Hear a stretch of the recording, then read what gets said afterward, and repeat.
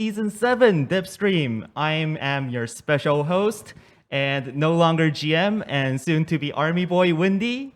I'm going to be hosting the Dipstream for today, and we are joined by our favorite wolf and director for Eternal Return, Wolf 1. Hello everyone, I'm Wolf Won from the Care Dev stream, and it's also the main director for Eternal Return. This is the second time I'm meeting our players around the world from the English-speaking communities, and I deeply thanks everyone for making the time to come see our dev stream. Thank you for joining our dev stream today, Wolf 1. And without further ado, we'll go straight into the dev stream. Let's go. Let's go. Okay, let's start today's dev stream. Today's dev stream will start with a recap of Season 6, then we're going to move on to Season 7 features, take a look at some of our upcoming stuff for future seasons, for Season 8 and Season 9, and we'll go with the Battle Pass, new characters, and new skins, and end with a Q&A. Okay, so before we jump into the Season 6 overview, I think there's something that needs to be addressed, and we want to give an update about. It's about the SA server, and Wolf 1 will provide a short statement about our current situation about the SA server. Okay. We want to first deeply apologize for the sudden announcement. The original reason behind the closure was that in the current SA server, it's almost impossible for new players to get games. The retention rate for new players were plummeting, and we believe that they would have a somewhat better experience queuing on the NA server despite the harsh ping. However, it is definitely our mistake that we did not listen to the important and precious feedback from our community first. We really appreciate and thanks the SA community for sticking with us and enjoying Eternal Return despite our unfortunate circumstance and lackluster support from us. As long as there are still people in SA who wish to enjoy and want to play Eternal Return, we will revoke our decision to close the server and continue to support the SA server. Currently, in our situation, it is hard for us to prepare marketing overseas due to our internal restraints at this moment. Once we move into official release, however, we will use that boost to try and spark our footing in the region again. We hope that this misguided decision from us haven't damaged our connection with our players, and we will try and do better next time. Thank you for sticking with us, and we hope you continue to enjoy Eternal Return. Yes, as Wolf 1 said, due to our feedback, we are really sorry that we weren't able to hear the feedback before we made this decision, and we would like to fully revoke our decision upon closing the SA server, and we want to continue to support the SA server. We're really sorry for all of this miscommunication between us and our community, and we hope that everyone continues to enjoy Eternal Return. Thank you so much. Okay, with that being said, we will now jump back into our Season 6 overview. Okay, first we had our summer-themed ER Pass. This ER Pass was actually one of our most popular ones, with our cool skins, including Sua, Rio, and Leon, and our most lovable season pack skin, Nikki. The transfer console and drone system, along with the mutants, was also one of the major features implemented in this season. We do think that the system has brought a lot of improvements to Lumia Island and has helped us address a lot of issues currently in Eternal Return. The EBAD and ESD removal was also a big and really needed change. Although there were some big issues regarding balance and all that stuff when it was first removed, we do believe that with the removal of EBAD and ESD, we also removed a lot of problematic builds and issues with the game as well. There's also another planned overhaul regarding damage stats in Season 7, so you can look forward to that when we talk about it on the Season 7 side. The rarity overhaul for legendary items was also a big one, and we believe that this was actually really well received in terms of it being easier to understand. And honestly, this should have been a change that we should have done earlier. And although there are still some value issues regarding meteorite and blood sample items, we'll be able to talk more about that in our upcoming Season 8 part. There were also the changes to footsteps and ghost stepping as well. And the changes were defined on restricted area display, and team mode restricted areas also helped a lot of us it improved a lot of the issues that were present in the final restricted areas. And although it's not the most visible change, we do believe that this made a big impact as well. We also had the big release of Cobalt Protocol, and since there's a lot to talk about Cobalt Protocol, we'll go throughout the stream talking about Cobalt Protocol overall. Okay, now this one was kind of big, and there were some big changes to the saved plan system, and honestly, it was a really bumpy one. We got a lot of criticism, which was all deserved, and we totally messed up on this one.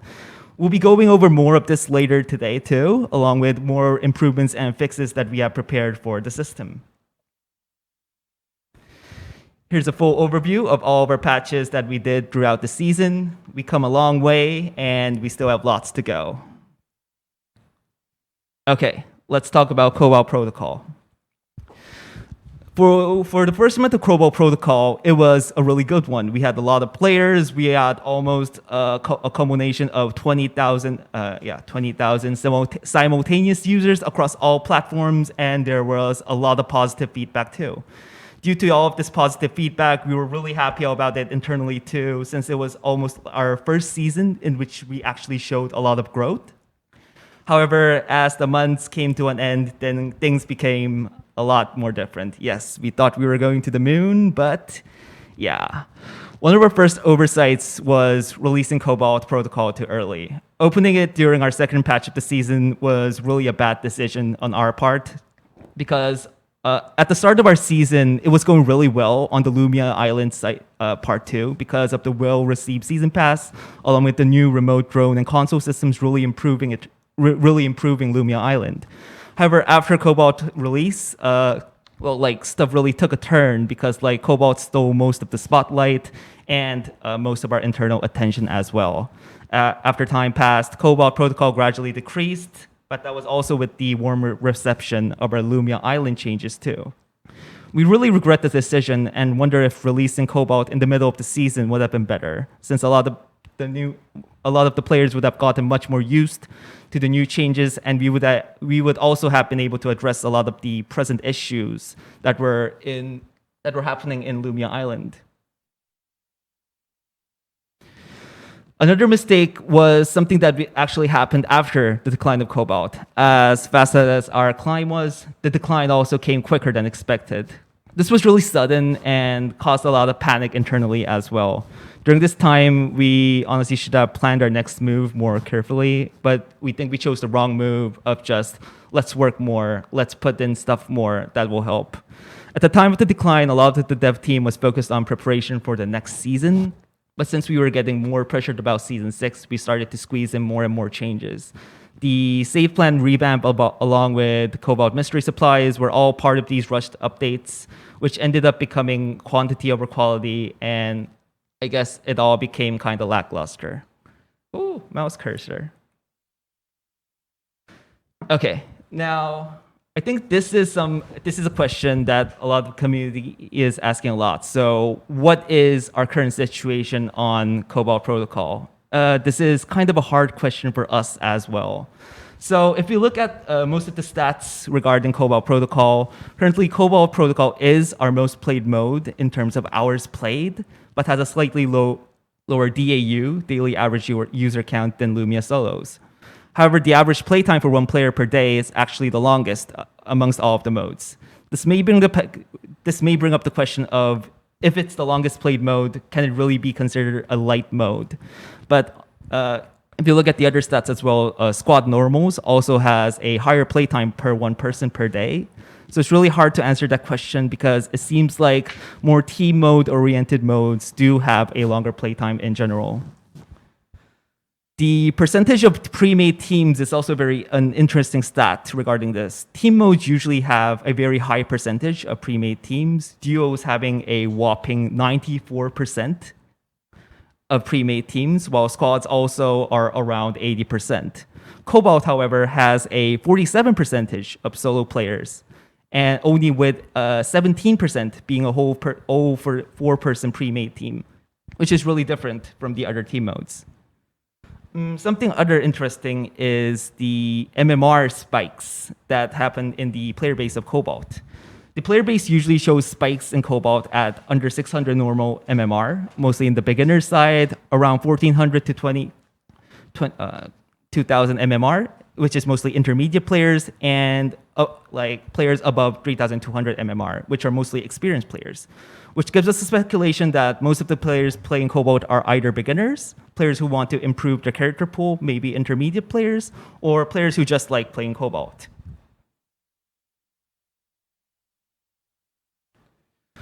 Overall, Cobalt has the highest percentage of the player base coming at around 30% as a singular mode. However, comparing this to Lumia Island, it's basically 3 against 7 because there's only one mode for Cobalt. The Screaming Canyons from the other game currently has also the same percentage of players. So basically, we do feel like cross-checking Cobalt Protocol is as a place where we want it. It currently is a secondary mode that can be played along Lumia Island, rather than it being the main mode of Eternal Return. So I guess this brings the question of then, like, if it's a light mode and not our main mode, why did we update it so much if it's not our main mode? I guess we can say that this is the result of the pressure that we talked about earlier. Since our numbers were really falling, we tried to include new concepts to help with replayability, which will be one of our main topics for today. After putting mechanics such as the Shredder and new infusions, our Cobalt numbers actually increased a lot. Mystery Supplies also helping out a decent amount as well. The issue of a light mode, is that it only takes so much until the game becomes stale and loses its replayability. The reason behind Cobalt's decline may not just lie in its somewhat unfinished launch, but also in its content content kind of lacking, resulting in decreasing replayability. What is this Palm F? More spam in chat. For Cobalt's position inside ER, it's still being a talking point internally as well. If you only take Cobalt into consideration, it definitely needs new mechanics. But as a subsidiary mode for Lumia Island, new gimmicks that don't mesh well with Lumia would result in more disparity. Not pre-recorded. It's not pre-recorded. I can meow. Meow. This is why stuff like Bear Nests were removed, even if it had good statistics for players playing around it. Although there were a lot of updates regarding Cobalt in Season 6, due to there already being mechanics that were being developed that weren't able to make it into its initial release, Season 7 updates for Cobalt will mostly be mode adjustments. For new features for Cobalt, now in the future, new features for Cobalt will be introduced in a mid-season big update, where after most of our new features for Lumia Island has stabilized. A bit of the RNG will also be adjusted over the season to prevent issues such as getting like 7 deadly rays as Burness in a row, and I guess you can expect more of this info when we talk more about Season 7. Okay. And also here's a sneak peek at our new loading screen for Cobalt Protocol. We got the drones, and we got our throw condition Gamma. Okay, here's our favorite topic for today. Let's talk about balance. Okay, so balance is still a very hard part for us due to a lot of variables coming into play. A player in lower tiers can be confused about their character being nerfed for high-level play, and that's also the case for vice versa for players in higher tiers. Although we are always thinking about better ways to work on balance, it's always not an easy task. We're currently already trying to get a lot of input from the feedback that we're collecting over all of the servers, along with the help from my diverse teams spreading across tiers, from lower tiers to immortal players. But in the end, it just seems like there's no definite answer to the ultimate question. Okay, so here's a question. How often have you guys caught yourself arguing with another player about character balance or tier? The reason we're bringing this up is because it's to show that like there's no real human way of interpreting or like understanding the meta and character strength. Like the definition and list of OP characters are not always going to be parallel with someone else's. And so this is why, as you guys know, as we said in previous step streams, we reference numbers and statistics for potential buffs and nerfs. And okay, that's kind of, okay, too much. We also do realize that statistics are not perfect, but they do actually help us make decisions. For example, Tia went through a span of the season fairly under the radar, but like we were able to recognize her power with great pilots performing really well, so we decided to adjust her bit. The severity of changes is also another difficult aspect, which we also talked about last stream, because while watching your least favorite character getting heavily nerfed, it may be a great feeling, but we also want to avoid moving characters into an unplayable state. Doing so will sometimes lead to only further problems down the road, and we want to be sure that we always work towards the right direction, even though it's a bit slow. We've always made similar mistakes previously, and we will try our best. We are trying our best, and we will try our best to avoid chaotic balancing situations by, like severely changing a character in one patch. Okay, so now we'll talk more about our balance standards and stats. We did show a form last time too. So a lot of our core balance standards were explained last patch, and the general idea still stands. There are also some tweaks and new additions being added also, which we'll also be talking about next slide. With the increased number of characters, we've actually gotten a lot more stricter with our pick rate related stats here, which is seen in our main standards. If the character beats any of the most nerfed categories, they're usually most likely nerfed. Characters on the nerf or on watch category can also be subject to a nerf, and this will be like decided with like further investigation. So mostly these standards are what usually help us with getting our batch of nerfs. Due to most of these standards being based on top tiers, we also filter out data based on specific needs, which can be seen here with most of our filters. These filters check places in which there are abnormalities that might need to be addressed. So, for example, for stomping in lower tiers, we're currently checking the pick rate and average kill rate for gold or lower. Team modes usually use the same standards as the ones we use for the main standard, which is used to decide mode adjustments. Yeah, and we're also trying to implement new filters. Like I think a lot of the players wanted this. There's also the server filters where we'll be able to get more info about NA and EU and SA as well. So like we will be able to react more to like specific server needs and their metas in general. We also have a new addition of statistic managers internally as well. So we hope that they will be a great help in aiding us in this particular part. Tournament filters are also still being considered, but it's currently hard due to the insufficient amount of samples that we currently have for tournaments right now. Since we talked a bit about nerfs, for buffs, most of the targets selected for the buffs are mostly the ones that do not show up on our main nerf standards. So if it's not shown here, mostly, let's say, it's not shown on any of these standards, they may be subject to a buff. But usually, if a character exceeds a pick rate of around 2.7%, it's kind of hard for them to receive buffs. Regardless, buffs are usually more complex due to filtering because we use all of these filters. And like, for example, a character could be weak in the top 1,000, but like they could be filtered on any of the other filters as well. So like if they are selected here, it makes them really hard to become buffed.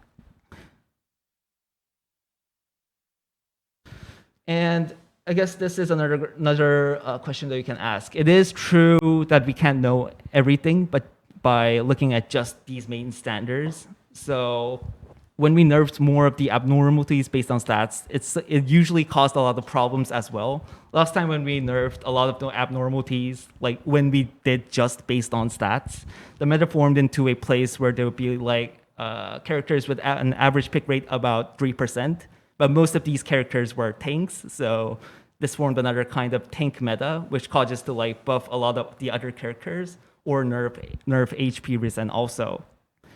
So usually to solve issues like this and not make the same mistakes that we did, we're actually trying to go into more detail regarding our stats. Some of these stats here are stats that we're kind of experimenting with, and because they're more detailed in nature, and they can actually give us more info about how the game plays out.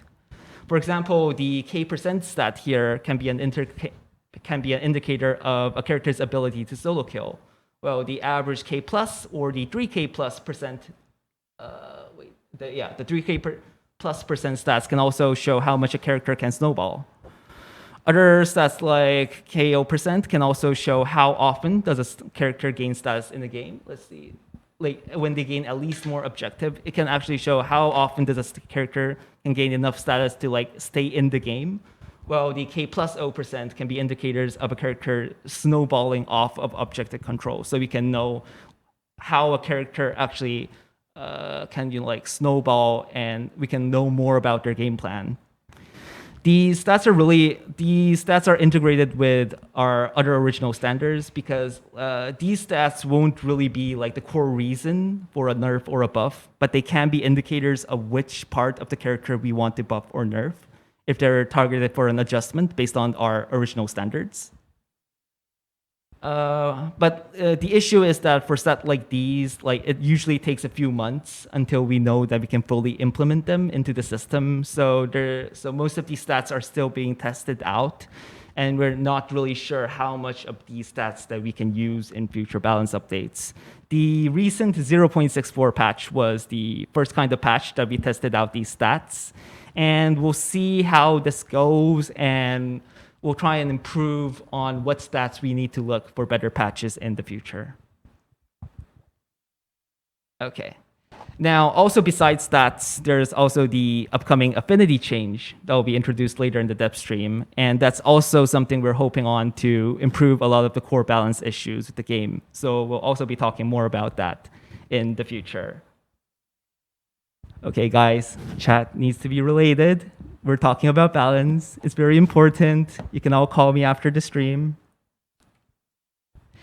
Okay, so closing it out, finding a perfect balance in the PvP game it's really hard and maybe even impossible, despite it being a very important and sensitive part of the game. Still, we'll still try to continue to find ways to provide the best way possible for us to pursue that goal. However, balance is a major part of our issues, but that isn't the only part of our issues, because in all, even though a game is balanced or not, the game has to be fun. And if we want to bring this fun factor, it brings us to our next topic of replayability. Okay, so our next break topic will be about replayability. So what is replayability? Replayability, or replay value, is how much you enjoy playing that game after you play it a lot of time. And this is actually a really big part in a lot of these games. Let's say you played one game over 1,000 hours. Is the game still fun at this point after playing it with 1,000 hours? And for the devs, we have to think, how can we provide more fun to these players? And these questions sometimes become a really big headache for us. Mostly when you first play Eternal Return, your Eternal Return it actually feels really, really good. I can say that most players here can actually remember their first win. However, about 1,000 hours after, like, the sensation, it wears off. And although winning still feels good, it really doesn't feel that good as it was before. And like, getting second place, like at first, like this was an accomplishment, but like now getting second place is just something that makes you feel bad, and like you get mad about it, and it's no longer something that really makes you happy. And also, killing a test subject really feels different too. Like, your first kill may have been super satisfying and like you remember this and you feel like you dominated the other player, but like after 1,000 hours you just feel like it's part of the game, it's part of your plan, it's no longer a high point for your game. So replayability really plays a big factor in these kind of games. Yeah, so now we go to the issue of there is no infinite content. The remote drone and console system was actually really well received, as we said early on. But like even pushing the Cobalt stuff aside, as we approach the end of the season, it really feel like nothing has changed at all. Like it's always been there, and it doesn't feel new anymore. And also, Cobalt Protocol falls into the same category as well. When it first came out, the reception was really good. People say that like they played Cobalt Protocol for hours and they really enjoyed it. But as time goes on, the feeling fades out, and in like Lumia Island being more deeper in gameplay and has better replay value, people tend to move on to Lumia Island more, while Cobalt, which was always going to be a light mode, lacks the replay value behind it. And so I guess what comes next will always be the ultimate question for Eternal Return. So I guess this is why usually PvP games usually choose the season model. Players initially enjoy the game a lot, so this is their amount of fun they're having playing the game. So like they have these insane fun, but that fades away after playing. And now we get to the part where there's the season patch, and yeah, the season patch is good. There's some improvements. Your fun goes up slightly, then it begins to fall again. Then you go to another season patch, and it's like, the season patch is good, but it's not that good, so it falls down again. Then there's the hype patch, which brings you to like, this is so good. This season is so good. So your fun goes up again. But then, yes, it goes back to bad patch, bad season. No. Okay. Yeah, it goes to a bad patch and bad season. So it's really hard to keep this balance. Okay. So like, also, like taking into consideration of the genre being a quarter view action game also creates a lot of variables. In an FPS game, you can meet the same character in the same building for over 100 times, but you will still feel different because there's a lot of situations and close call decisions that can be made like in an FPS environment. However, even though quarter view has these kind of stuffs, they do eventually take stuff like skill kits, build-ups, equipment differences into consideration. And these kinds of stuff leads into the discussions of unfair matchups and other issues. So let's say you can die to Luke 5 times in a row, and you start to be annoyed about this kind of situation. Like, it no longer feels new. It always feels like you're dying to Luke, and it begins to wear you out. So this is why the amount of characters is actually really important to us, because like if there's a lot of characters, it would also mean that there would be more diverse situations and matchups. So, but like since we already made the mistakes of making too many characters in a short time period, we'll always keep that in mind and see how we can improve the roster without overdoing it.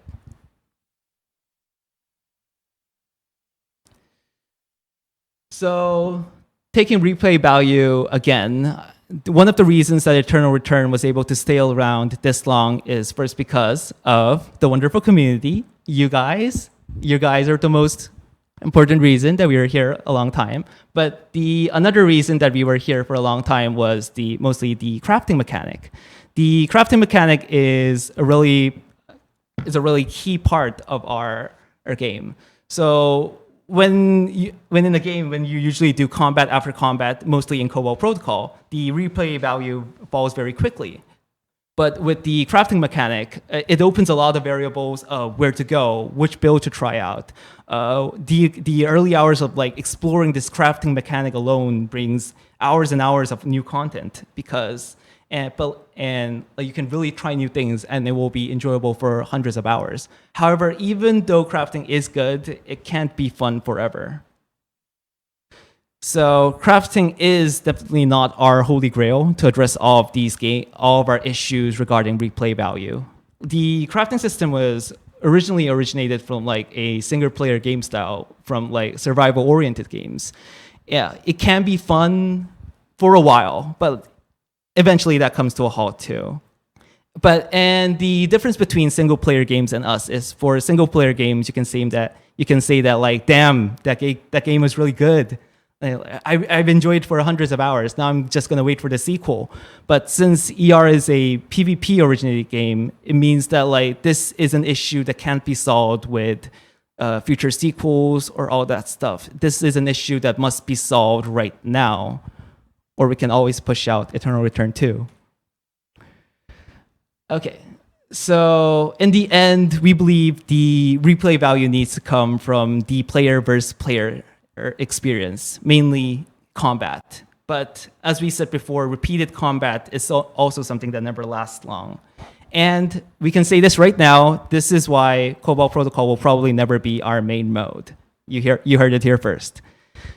In a MOBA, combat has to, in a MOBA kind genre like this, combat has to constantly shift in both how the fight works out to what they are fighting for. We need combat, but it should not be just combat. It needs to be diverse, and the fight must always be different than the last one. So our current mission is, it can be shortened to these four words. It's less crafting, more fights. But the less crafting stuff means that in the sense of not reducing crafting, but in more of the sense of making it easier and accessible. While more fights will mean in the sense of creating more diverse situations which players can enjoy fighting in. And this is actually not that different from what we said in our previous streams, is that in the sense that we wanted to shake up more of our current flow of Lumia Island with reducing looting, because we, as you know, we included a lot of materials in most of the areas or automated the process for some. And we believe that this is all a part of reduced looting in general.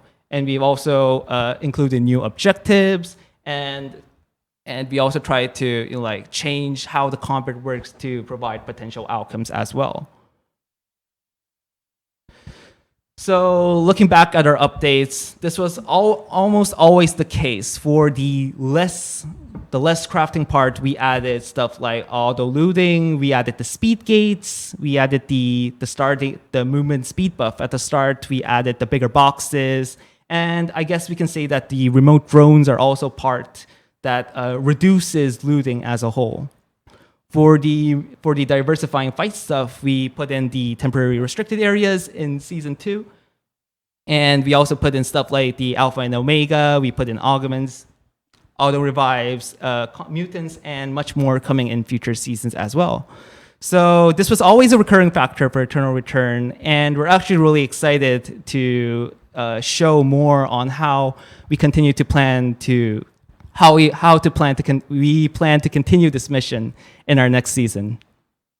So that brings us to our part 2, which is our Season 7 features, which I guess everyone is really excited about. So first here, we can see our mystery chart for our features being prepared for Season 7. Our first main feature will be the escape mechanic. So currently, objective control and skirmishes are ideas that we wanted to push for quite some while, and our objectives do have some distinctions and points. So let's say Tree of Life usually requires a fast plan to make it to the objective in time, while also having enough stats to engage in combat, while Meteorite is more lenient regarding time concerns, but it could have more variables in combat with more diverse characters showing up, or the amount of characters showing up. Alpha Omega also have their distinct variables, while Wickline has the unique mechanic of traversing the map and the player needing to follow Wickline.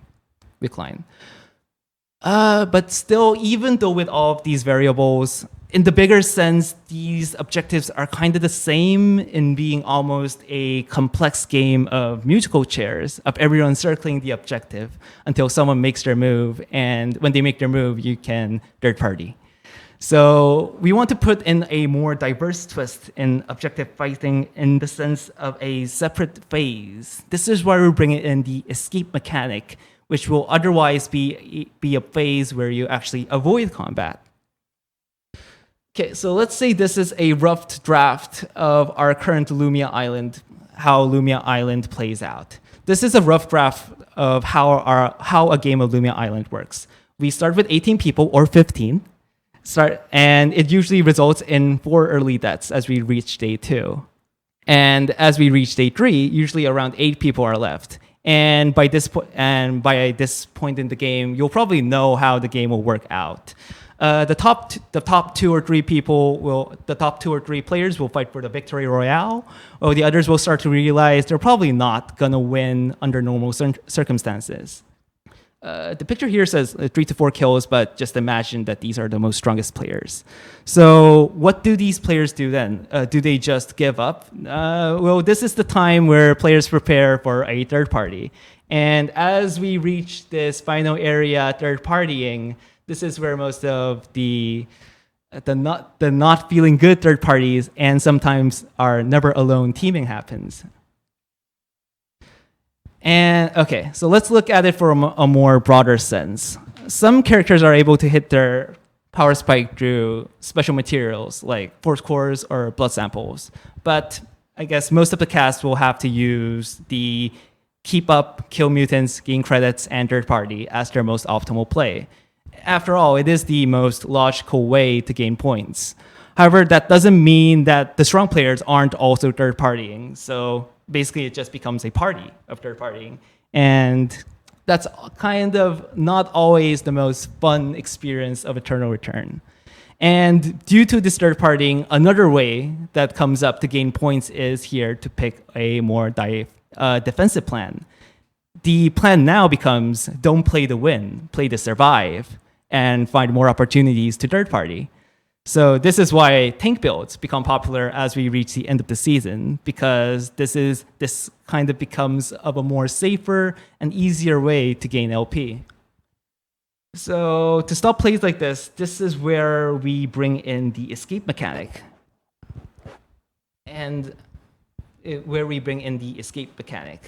If players are able to escape, they do not lose any points.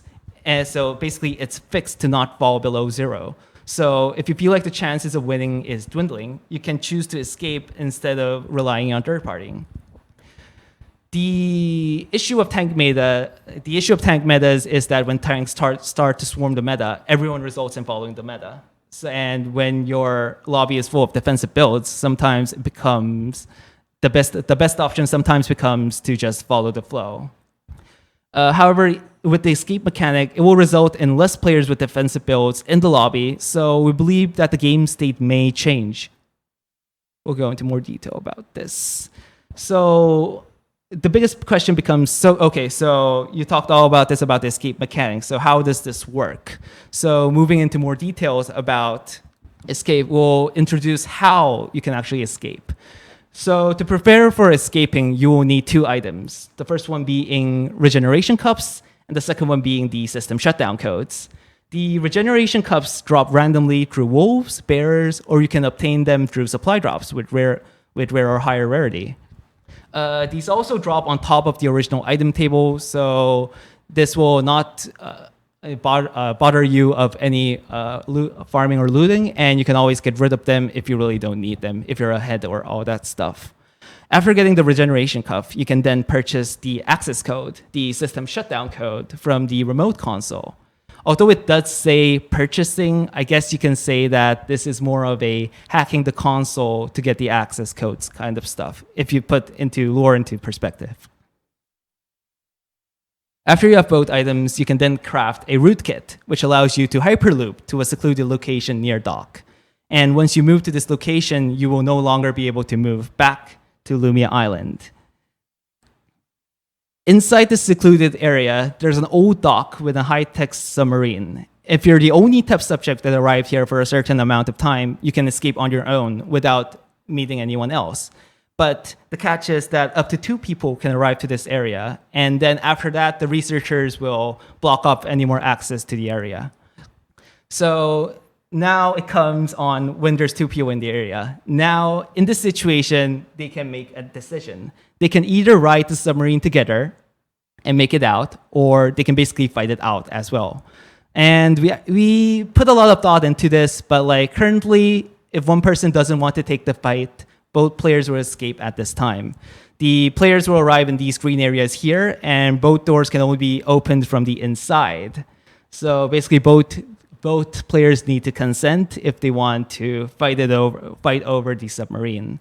And looking at the reception, it is kind of mixed about the mechanic being a mutually agreement, but we'll still keep an eye on it and see how it goes, and maybe we'll tweak it out if it doesn't work as intended.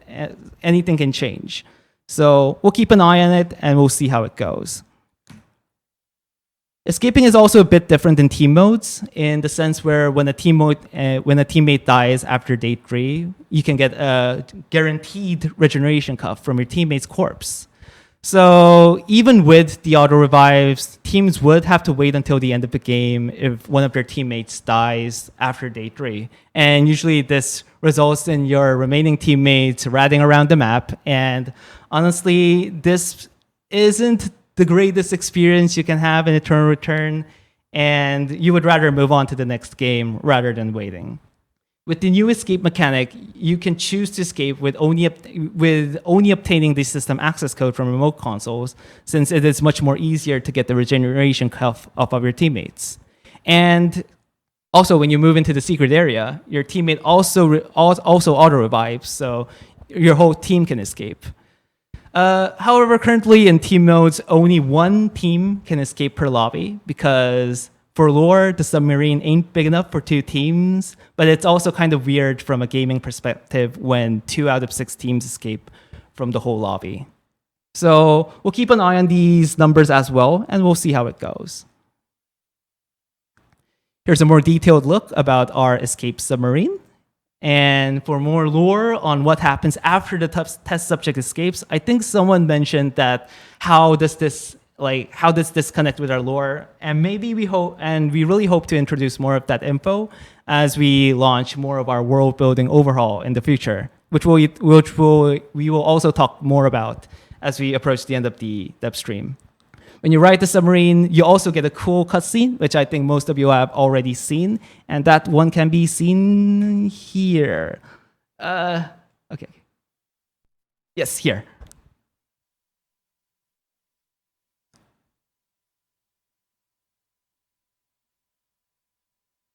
Wait. Okay. Never mind. This is the situation in which, like, when both players consent. As you can see, they can both open the doors that are here, and they can choose to fight it out and maybe get an extra kill before they escape, which will actually result in more points as well. So you would gain an extra boost for escaping too. And here we have Aiden escaping.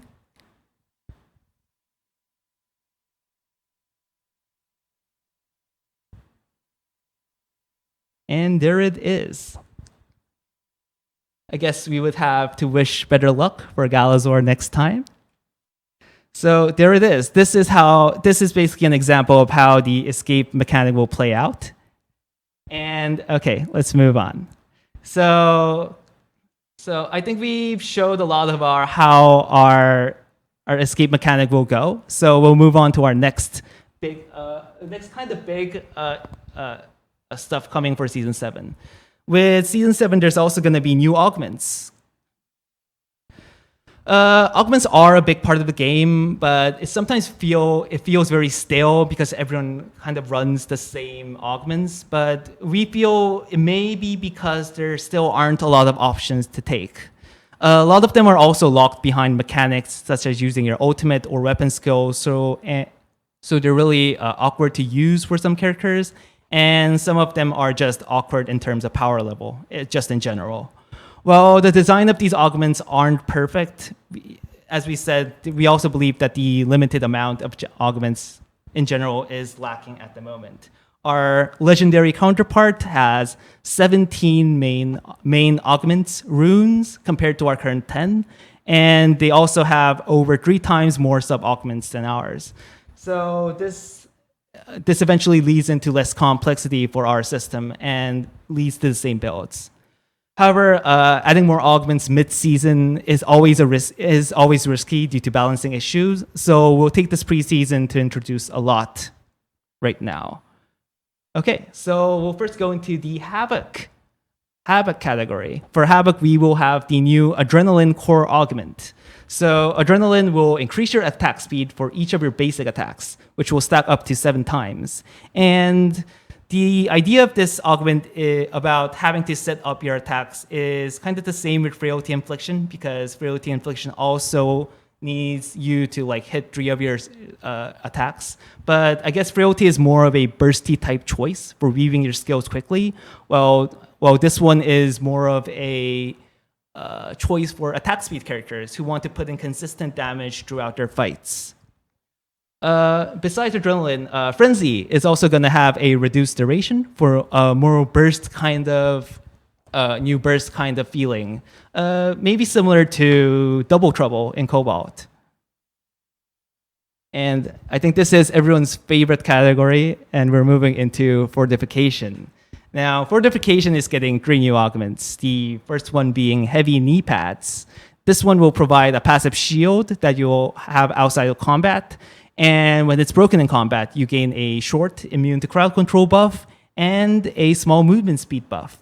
This may actually serve as a very good initiation tool if you have enough max HP for a significant shield.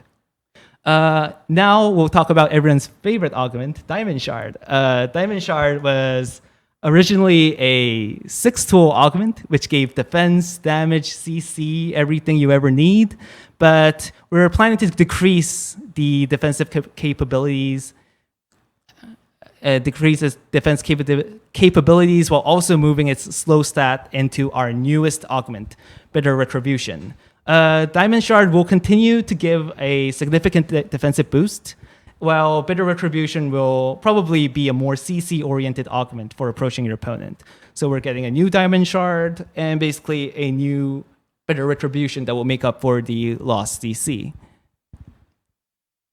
And I guess these are also one of your favorite augments. Ironclad and OCW, Oblivion Can Wait, is not getting changes, but currently OCW is actually being considered for a remake due to its original design not really being fitting for a core augment. So we'll see how OCW goes, and you can maybe expect something to change down the line. Can we use Guardian of Light instead of Heavy Knee Pads? We'll see.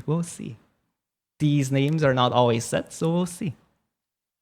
Our new sub-augment, Dine and Dash, is also being added, and it's actually going to be an augment for more of our beginners. This augment auto-uses drinks or food if your HP and SP falls below a certain threshold. But like, even though if you use drinks and food, it's definitely not the ones that are part of your build, so it won't, like damage like your save plant or anything. And it also gives a small stat buff. So while intermediate players use like their food and drinks immediately when entering a fight, sometimes people forget to use high quality food, and most of the beginners kind of forget using their food. So they may be really, it's not that hard, but it's also kind of a mechanic that players need to get used to like do it, like to get used to it. So with this augment, we believe that it will actually help more of our beginner players to become more used to this food and drink mechanic, while also giving a small boost to your stats as well that will help them in combat. Yes, so it will basically be the training wheels augment for Eternal Return. Okay, lastly is our support augments. Our new core augment, Sentinel, will provide a shield to you and your allies when hitting an enemy with one of your skills. We actually hope that this augment will encourage players to play more utility tanks or tank supports, and also characters that are not designed to be supports can try and help out their team by providing shields as well to their team. But we do feel like a lot of the main support kind of characters will continue to use Healing Factor. Our popular augment Healing Factor, which is also one of your favorite augments, will have its skill amp ratio removed and will be more of a healing-oriented augment now.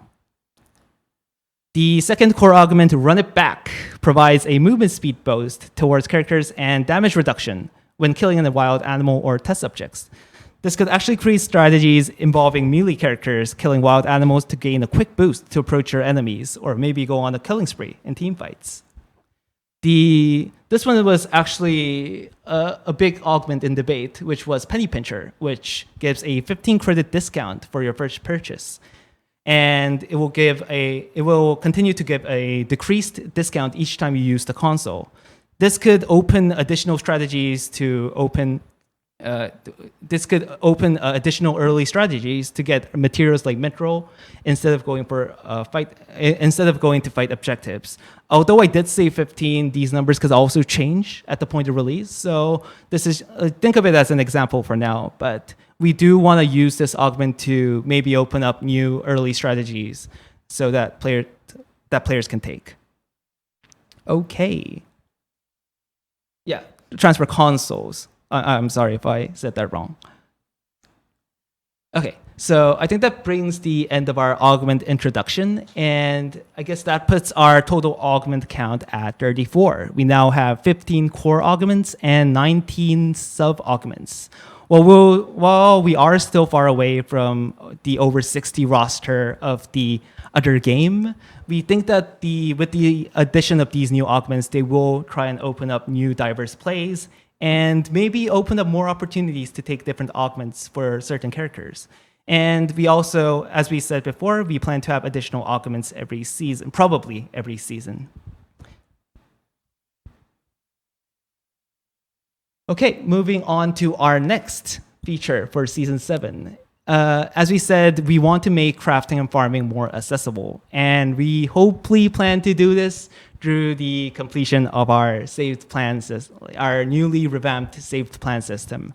Rather than changing how the crafting system works in general, we're planning to give a lot more aid to players in the crafting process. This is not only for new players, but also for intermediate players too. Because usually it's hard although intermediate players they get used to the game, it's still hard for them to pick up other characters due to different builds. And we believe that these improvements can definitely help in that part. Okay, before we do start on the part 2 for Save Plans Rework, we want to again apologize for the bumpy start of the Save Plan revamp. As similar to the reload mechanic that we made a mistake last time, we should have been more careful in implementing systems like this mid-season. Most of the issues caused by part 1 was because of our 2-part release, which was originally speculated to be okay when it was on paper. But with twisted timelines, as you know, pipelines change and stuff gets pushed back. This resulted in a bad decision, and stuff got entangled in bugs. So we're really sorry for what happened. And if you want to give more excuses about why we made this decision, one of the reasons why we rushed to shipping up this system is when we first started the system, there was a lot of rush of new players, and the new players gave a lot of feedback saying that it was really difficult to set the right augments. And since this kind of coupled with our decline of our player base mid-season, I guess the panic ensued. The panic extended to parts of this as well.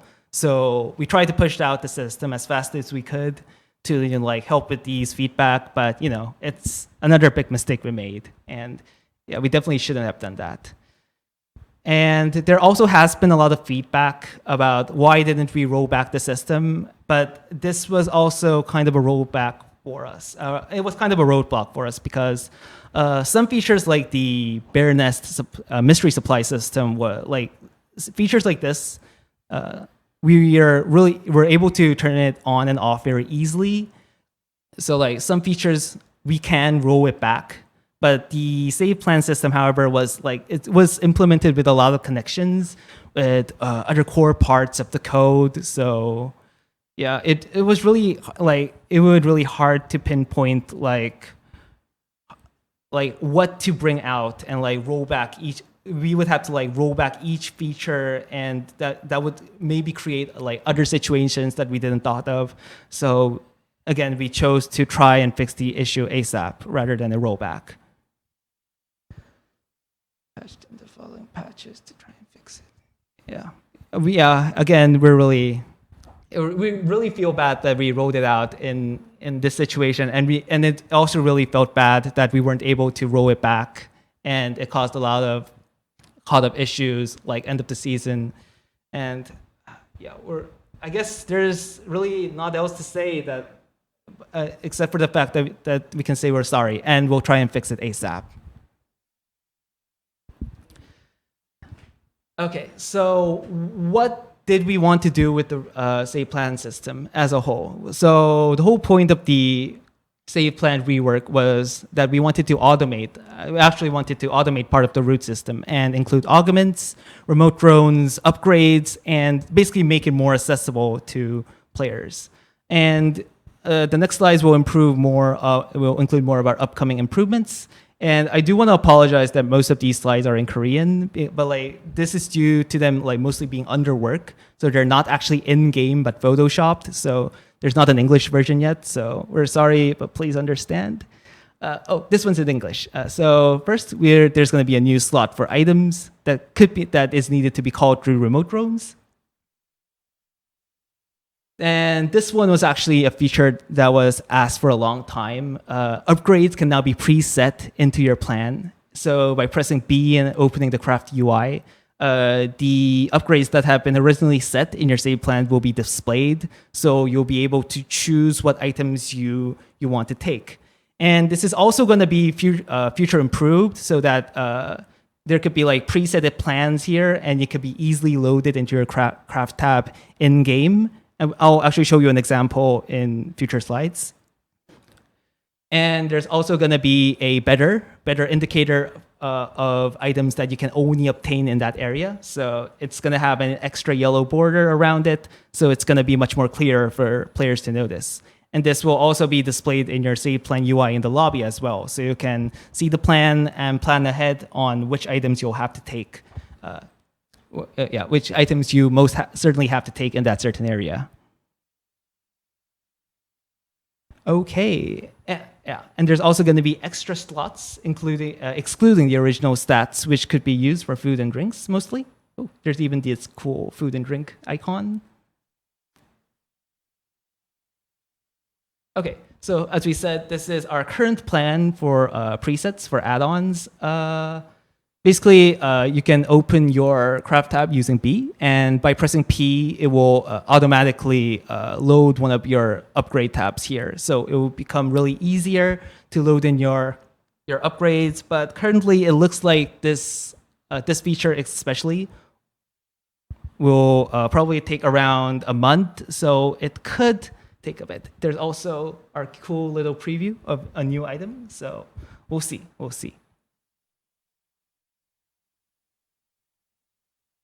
Another added update is that you can mark your favorite characters on the save plan screen in order to find them more quickly. Our character roster has actually gone a lot bigger, so it's kind of hard to find your character now, but we think that this is a small improvement, but it will definitely help. Okay, so more about the goal and the whole purpose of this new save plan system is that we want to provide plan builders with a powerful tool to utilize. With this new system, they'll be able to utilize different features and directly from our system rather than the need to write them down on the description. And also, players would also be able to open the save plan, understand what they need as soon as they see the screen, and they will be able to jump into Lumia Island without reading or learning the stuff inside the text. Okay, next up is Affinity. I think I mentioned Affinity when we talked about balance because this is going to be a big a combat stats shakeup, so it'll probably affect a lot of stuff and issues that are currently in Eternal Return. So, what is Affinity? So, okay, guys. I do want to say that we are going to talk about optimization in a few, so you can wait and we will go. Okay, so what is Affinity? To put it simply, it's the stat which strengthens skills such as it basically works as the magical power or ability power from other games. And this, like in lore, in Eternal Return, this will be the how test subjects are able to control strange powers around them, bring them to their will. It sounds like BF, but like it's the same. It may be the same thing. Okay, so in the more game side, affinity will be completely replacing the skill amplification stat. Honestly, this may seem like a very sudden change and could be a head scratcher because it raises the question of like, was skill amp really that big of a problem compared to ESD or EBAD? So we'll give a more detailed explanation about both affinity and about skill amp and how it worked and how it impacted the meta. Okay, the first advantage of having affinity is that it is more intuitive. So to explain this more, we'll talk about some math. So let's go. So originally, when we worked with skill amp, if a skill has 50 base damage with 50 damage from attack power ratios, it will gain an additional 50 extra damage if you have 50% skill amp. So even though the skill does not have skill amp ratios, it will still be buffed. It will still get a boost from skill amplification, which is kind of not intuitive, but that's how it worked. Also, with skills that had both the base damage and skill amplification ratios, this is what happened. So you have your base damage, you get the damage from skill amplification ratios, but then you additionally get another amplification from skill amp as well. So basically, one stat boosted your skill by 2 times. So I know it's math, it's kind of hard, but follow with me. So like with one stat, it will be buffing the same skill 2 times. So it becomes like much more efficient here. But with affinity, I'm sorry. Okay, so with affinity, it's going to be much more intuitive in the sense that like it's going to be a separate ratio, and you will get to know. I'm sorry. Okay, affinity on the other hand is like much simpler in the sense that it's a separate ratio. So let's say a skill has 0.5 affinity ratio. So if you have 100 affinity, you will gain 50 damage. That's it. Like there's no extra multiplication like skill amplification. It's not complex and it's much more easier to understand. So yeah. It's plus. Yeah. So you get the idea. There's the base damage. You also get the attack power ratio, and you get the ratio from affinity, if the skill has affinity ratios. So it's much more intuitive, but like that's not the only thing that's becoming better. Okay, so I think there's usually in balance patches, there's sometimes kind of confusion of why skill amplification is nerfed instead of defensive stats when it comes to tanks. The reason is behind some of these stats are not that different. Let's say you're a tank character. Usually tank characters have high base power skills with low stat ratios, while damage dealers have a low base power skills with high stat ratios. The issue with skill amplification is that it boosts skills regardless. So what happened is that if the skill has high base damage, mostly skills for tanks, it still gets a huge boost from the skill amplification stat. So this means that they will get a sizable damage boost with only small amounts of skill amplification mixed into their build. This is, however, also an issue for damage dealers too, because tanks are benefiting more from this kind of skill amplification, but damage dealers actually can't really benefit from this because since stacking skill amp doesn't really give that, like stacking skill amplification doesn't give that much of a boost. If skill amplification did give a big boost for stacking, this will become an issue because then tanks would just dominate the meta in total. So basically, we usually put a threshold on these skill amplification items. So it comes to the point where damage dealers would have to mix in tank items to get the most efficiency out of their whole item stat stuff. So I know that this is really, I guess this can be really complex and it can be really a head scratcher. So this is one of the reasons why we're getting rid of this as a whole. Okay. And also, since attack power is also present in a lot of skills, most characters will need to mix in both skill amp and attack power to like gain amount of damage from stats. And this will sometimes result in awkward moments where skill casters would have high attack power and they would have to auto attack to like gain the most out of it, which is really weird for a character. So with the inclusion of affinity, it's gonna be okay. So forget all about that stuff of skill amplification. Just know that it was not very intuitive and it boosted stuff that it shouldn't have boosted. So with the affinity stat, damage dealers were able to stack more of it and get better value out of it than tanks due to their high ratios, while we will also be able to remove our internal threshold for its power level. So it can also be higher than skill amplification. So all in all, this will mean that with affinity, damage dealers would be able to take more damage-related items rather than mixing in tank items. Well, tanks would be less efficient going damage items, so they will have to opt into going other items. So there will no longer be stuff like let's say, so there will be like the situations in which both damage dealers and tanks would go the same kind of items will mostly decrease. And so I'm sorry. yeah. So I'm sorry. Yeah, I'm messing up. Okay, so all in all, we believe like this explanation sounds really weird and it sounds really complex. But I do want to say that affinity will make okay, let's just result it. Affinity will make ratios more intuitive, and it will also get rid of some of the abnormal builds in which tanks would go damage items and damage dealers would go tank items. So it becomes much more easier for the community and us looking into the situation. Okay, I'm sorry. We'll probably explain more about this as we move on in our future updates, and we'll try and make it more intuitive for you guys also. Okay, so talking more about skill amplification's issues is that the skill amplification boosts the base power of a skill, which means that a maxed out skill will benefit greatly from skill amplification. This usually happens in a lot of early fights in Lumia Island or at the start of Cobalt, where most characters would have one maxed out skill with 1 point in their ult.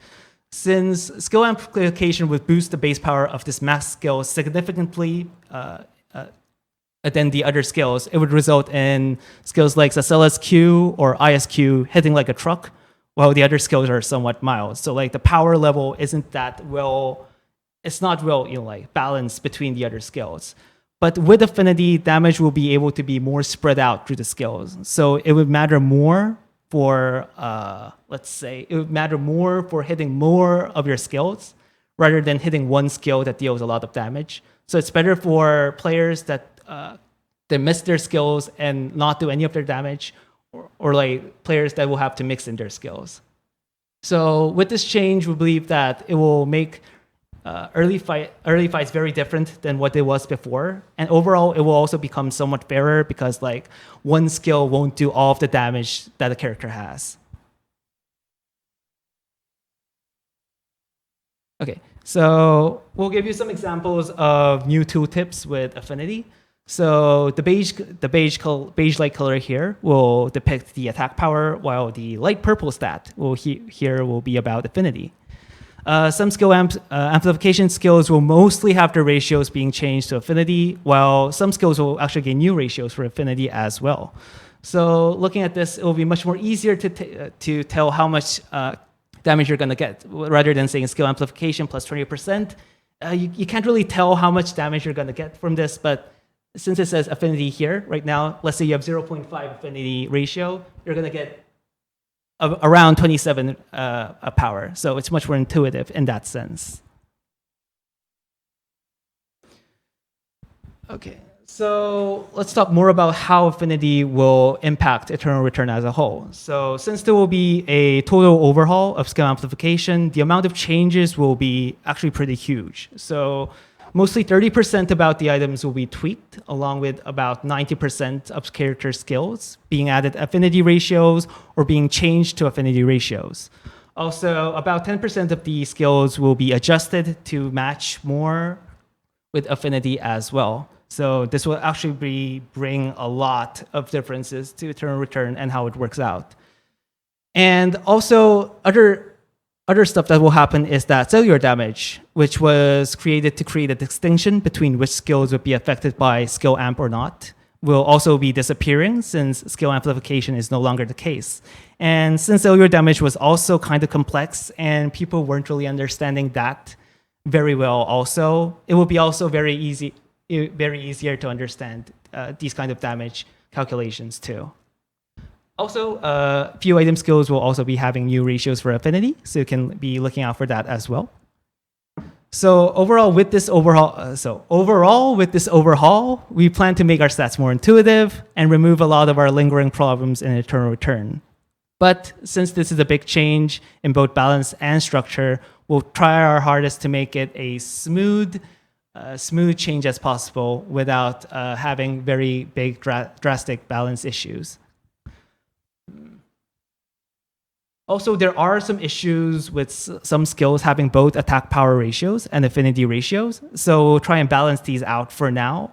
We haven't tweaked these immediately because we were kind of worried about this, ruining a lot of the current builds or us running into unexpected issues. But we do plan to make it more simpler by removing one of the ratios for each part of the skill through additional balance patches. Okay, so ending up affinity, I am really sorry that I wasn't able to explain this well, and I hope that with our future updates and explanations, we'll be able to make this a smooth overhaul in general. Thank you for everyone having an affinity for me. Okay, and also, since there are a lot of tooltips that were changed, please let us know if any of the tooltips still have issues or stuff that wasn't changed, and we'll try and fix them immediately. Okay, I think we talked most about the main features that will be featured in Season 7, and we'll move on more of the other features, which will be including the skill delay tweaks, MMR improvements, crafting mastery tweaks, and leg item movement speed changes, and more. Okay, so casting delays this one's kind of long. So for casting delays, let's just say a lot of casting delays and projectile speeds will be tweaked. So around 40 skills, including Sylvia E and Zahir E, will have their casting delay increased, but it will also have faster projectile speed. With this change, what this will change is that players would have more opportunity to sidestep an ability when it's being cast at really close range. While the projectile would also reach its target at a distance in a relatively same duration. If you see the example gives here, Camillo, compared to previously, Camillo will have a small window of around 0.25 seconds to try and sidestep Zahir's E being cast at almost these close combat ranges. Well, you can see the Alex projectile speed here reaching its target almost the same duration, even though it has an extra 0.25 second delay. So what this will change is that it will help with projectiles that are seemingly undodgeable at close range, but we also think that this will make it harder to avoid projectiles if they're in a more ranged sense, since the projectile will be shown a bit later than previously, but it will still be the same speed. And it will still hit the target regardlessly of the speed. Okay, yeah, so basically we want to make skills more rewarding to hit, while we also want to reward more for dodging as well. The League of Legends also has a base delay of 0.5 seconds for each of their skills, so I guess we want to try and match this delay to make it feel more smoother and more fair for our players currently in Eternal Return. Okay, for post delays or after delays, around 100 skills would have their after delays.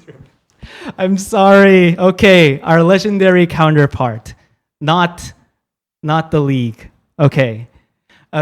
For after delays, around 100 skills were after delays removed. Okay. I said removal, but it's more in the sense of like this delays can now be canceled. So sometimes it may be weird for character animations when we suddenly like make these delays to be canceled, but we'll try and use this feature called blending to make it as natural as possible. So to give an example of this change, let's see, if you see in the example GIF on the left, you can see Aya barely getting hit by Fiora's Q while casting her Q, which has around a 0.13 seconds of after delay. But with the new change, Aya can now cancel her delay more quickly, so she will be able to evade skills more skillfully due to this change. So it will give the players more opportunities to use their skills to more skillfully evade other characters' abilities. While casting delays are more natural in the sense that they're part of the casting, after delays may feel more clunky and it may feel like they're hindering reactiveness. We hope that these changes in both casting and after delay will make skill casting more smoother in general. And we did try and check every single skill that we are changing, but since you guys are the ones who know most about our characters and love the characters the most, please let us know if these changes affected anything very weirdly or negatively, and we'll look into it and see what we can do. Okay, moving into more MMR improvements. Now, it says rework, but I would say more MMR improvements. So usually in ranked games, the most important part of the game is to gain LP, to boost your rank, and players usually choose the most optimal way in doing so. Although we did talk more about alleviating this through like the escape system, affinity, because like these things will probably change the meta, the core issue of LP is also something we do want to look into. So giving more insight of what our MMR looks like, it's usually divided into two ratings, one being dual rating, which calculates the amount of kills, and match rating, that usually calculates the placement scores. Currently for our dual rating, when A kills B, the difference between A and B is calculated so that that's the amount that is taken into consideration when an LP is calculated. But we think we are planning to change it so that this is no longer the case, and the average MMR of the lobby is used instead. Although this may make it easier to understand how much LP you can gain from one kill by just looking at the lobby, there could be some situations where a player could be assigned into a high average lobby, get rolled by a higher ranked player, and lose a ton of points too. So due to these issues, we are putting some more thought into these kind of changes, and we will look into like more possible approaches as we move on towards it. But for more immediate changes, we'll be definitely decreasing placement points in general. The issue is that one of the main reasons why tank metas become so prevalent is and discourage more aggressive plays is because they're these placement points give enough points for them to progress. And these cause these kind of issues. So in Season 7, placement points are getting a hit, while in Season 8, we will probably be able to shake more of this internal issues with other features and more improvements. Okay, our next topic is decreasing crafting mastery for crafting multiple items of the same category. Although it can be classified as somewhat a skill, this part wasn't really considered as the most fun way to play Eternal Return. Basically the shoe factory tactic. Crafting multiple equipment of the same category will now provide decreased mastery. For example, if you already crafted a leg item, your next craft, even if it's a different item in the same category, it will only give 70% of the mastery. These numbers are still under decision and they may be changed. And an additional craft will give you around 49%, and the next 34%, and so on. Crafting items outside of the category will still give you the original amount of mastery. So crafting the same amount of items will give you decreased, while the new arm item will give you the same amount of mastery. As I said, the 79% is still a placeholder for now, as seen in the image. So we'll see how we can tweak it to its best. But currently, our plan is to discourage this kind of playstyle. However, since this means that there is free time that you would have used to craft these items in the mid to late game, we do expect new strategies being popped up for players to use this time to make more diverse strategies. Okay, so leg movement speed rework. So leg items are also getting adjustments, so they basically provide all of the same amount of movement speed. So in general, all epic leg items will provide a movement speed of 0.27.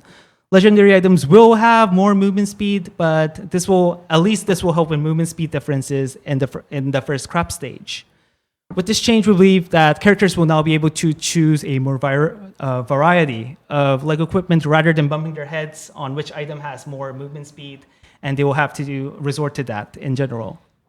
This will allow for more diverse routes, and also unfair chases caused by movement speed differences may decrease in the process as well. With these changes, other stats will also probably be adjusted based on this change. Okay, so these are more improvements, and starting with the character info improvements. This one was also a feature that was requested for quite a while, and a lot of the character info section will be improved to now provide a lot of valuable information. You can now check the actual amount of damage, the amount that you gain from weapon mastery bonuses, and more. And also hovering over stats like Omni Siphon or the new affinity stat will also show what the stat is and what they do. So it'll be much more easier to learn these mechanics. It'll be much more easier to learn these mechanics in general, and you won't have to resort looking up the wiki to know which is which. These are still in the works, and we'll probably release them probably mid-season during season 7. And this was something that was promised for a long time, and we're really sorry that we are so late on this one, but we hope to deliver it by this season, finally. Game tooltips in-game will also become a lot prettier.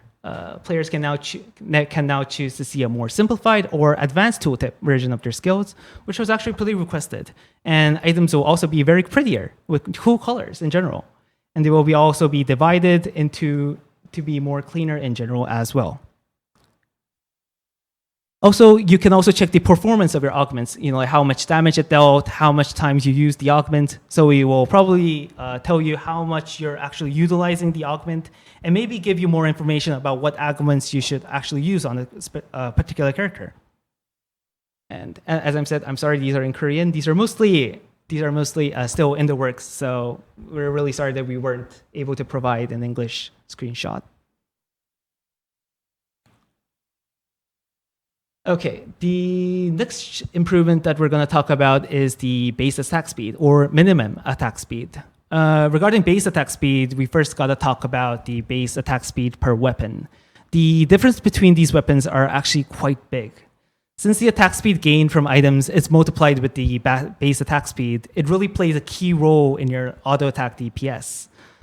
Some weapons increase your attack speed too much to the point that kiting is no longer efficient, and you would have to resort to attack ground. On the other hand, some weapons have too slow attack speed to the point that they actually don't feel reactive. So for now, we will be setting a minimum attack speed of 0.625, which means that we will not be increasing the attack speed of each weapon, but we'll rather be setting a certain threshold for each weapon so that your attack speed does not go below for that. So for example, with a slow attack speed weapon like axe weapons, the axe weapon's attack speed will start at 0.625 at the threshold, but will not gain extra attack speed until you gain enough attack speed to go over 0.625. For this one, rather than doing a complete overhaul at the start of the season, we'll start little by little with balance patches. And we'll also likely go with more attack speed adjustments for buffing or nerfing weapon types that have a really fast attack speeds or really slow attack speed.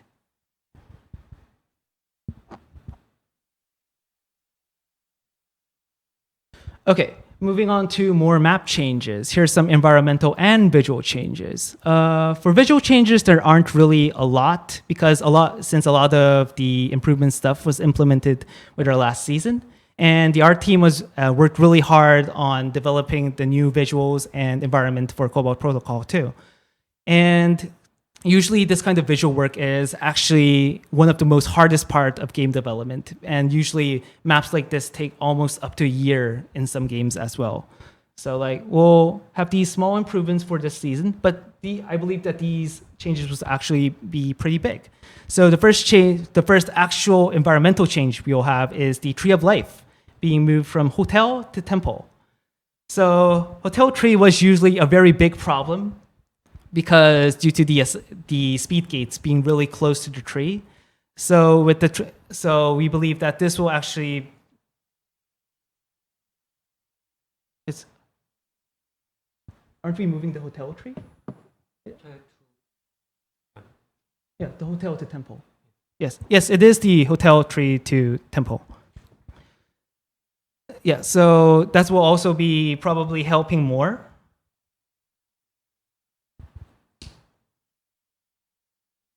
Oh, I'm sorry. Yeah, that will be also be helping more of the unintuitive plays that happen around the speed gates.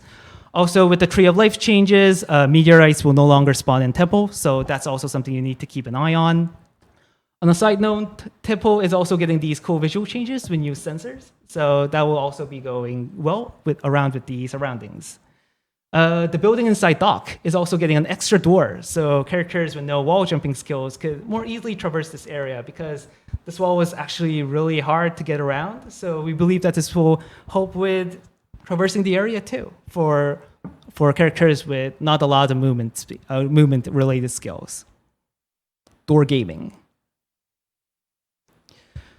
There's also going to be some improvements for team modes as well. Wild animals, which were always an issue because all of your teammates would have to hit a particular animal in order to get the EXP from it, wasn't the really most intuitive play.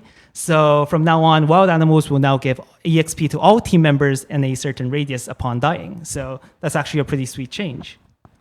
Teams will now also be divided more cleanly inside the UI for better information relay and for easier checking in combat situations. Team modes in the long run will probably need to provide a good experience when playing with randoms. So it's really important for us to push these kinds of changes that will make it more easier to coordinate with your teammates and maybe play with more randoms as well. So we'll continue to try and provide improvements that will make it easier to work with your teammates as a whole.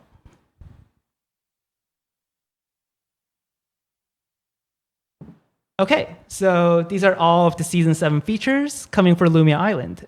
We hope that the more structural changes that were mostly present in Season 7 will help stabilize and improve Lumia Island for seasons to come and remove a lot of the current issues that we currently have. Now that's all we have prepared for Lumia Island. Next, we'll talk about our previously mentioned mid-season Cobalt update. Okay, since there's no ranked for Cobalt Protocol, we should be able to put a sizable patch during the season, which will also avoid us overshadowing any of the changes that we make for Lumia Island. We'll also target around, okay, so we'll not probably make the mistakes that we made last time. Mid-season also being the time where some of the excitement for new features will wear off, it seems like a good time to implement this kind of patch. We know there are concerns about more extensive Cobalt updates, but we do feel like we need to improve the replay value for Cobalt players as well. So we'll try and use these mid-season updates to maybe refresh the season while also helping the environment for Cobalt Protocol.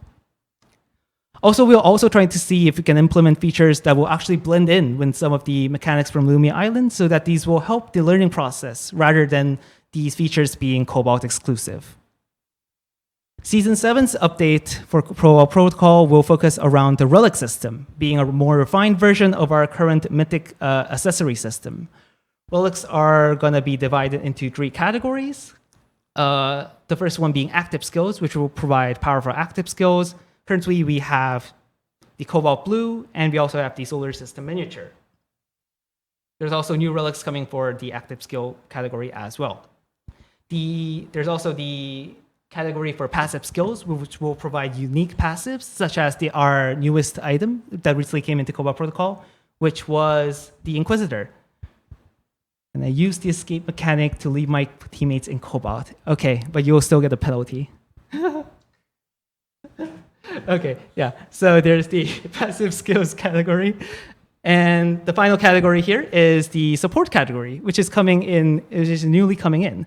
We'll be adding new relics to help with this category as well. And we hope that this will provide new playstyles in Cobalt Protocol too.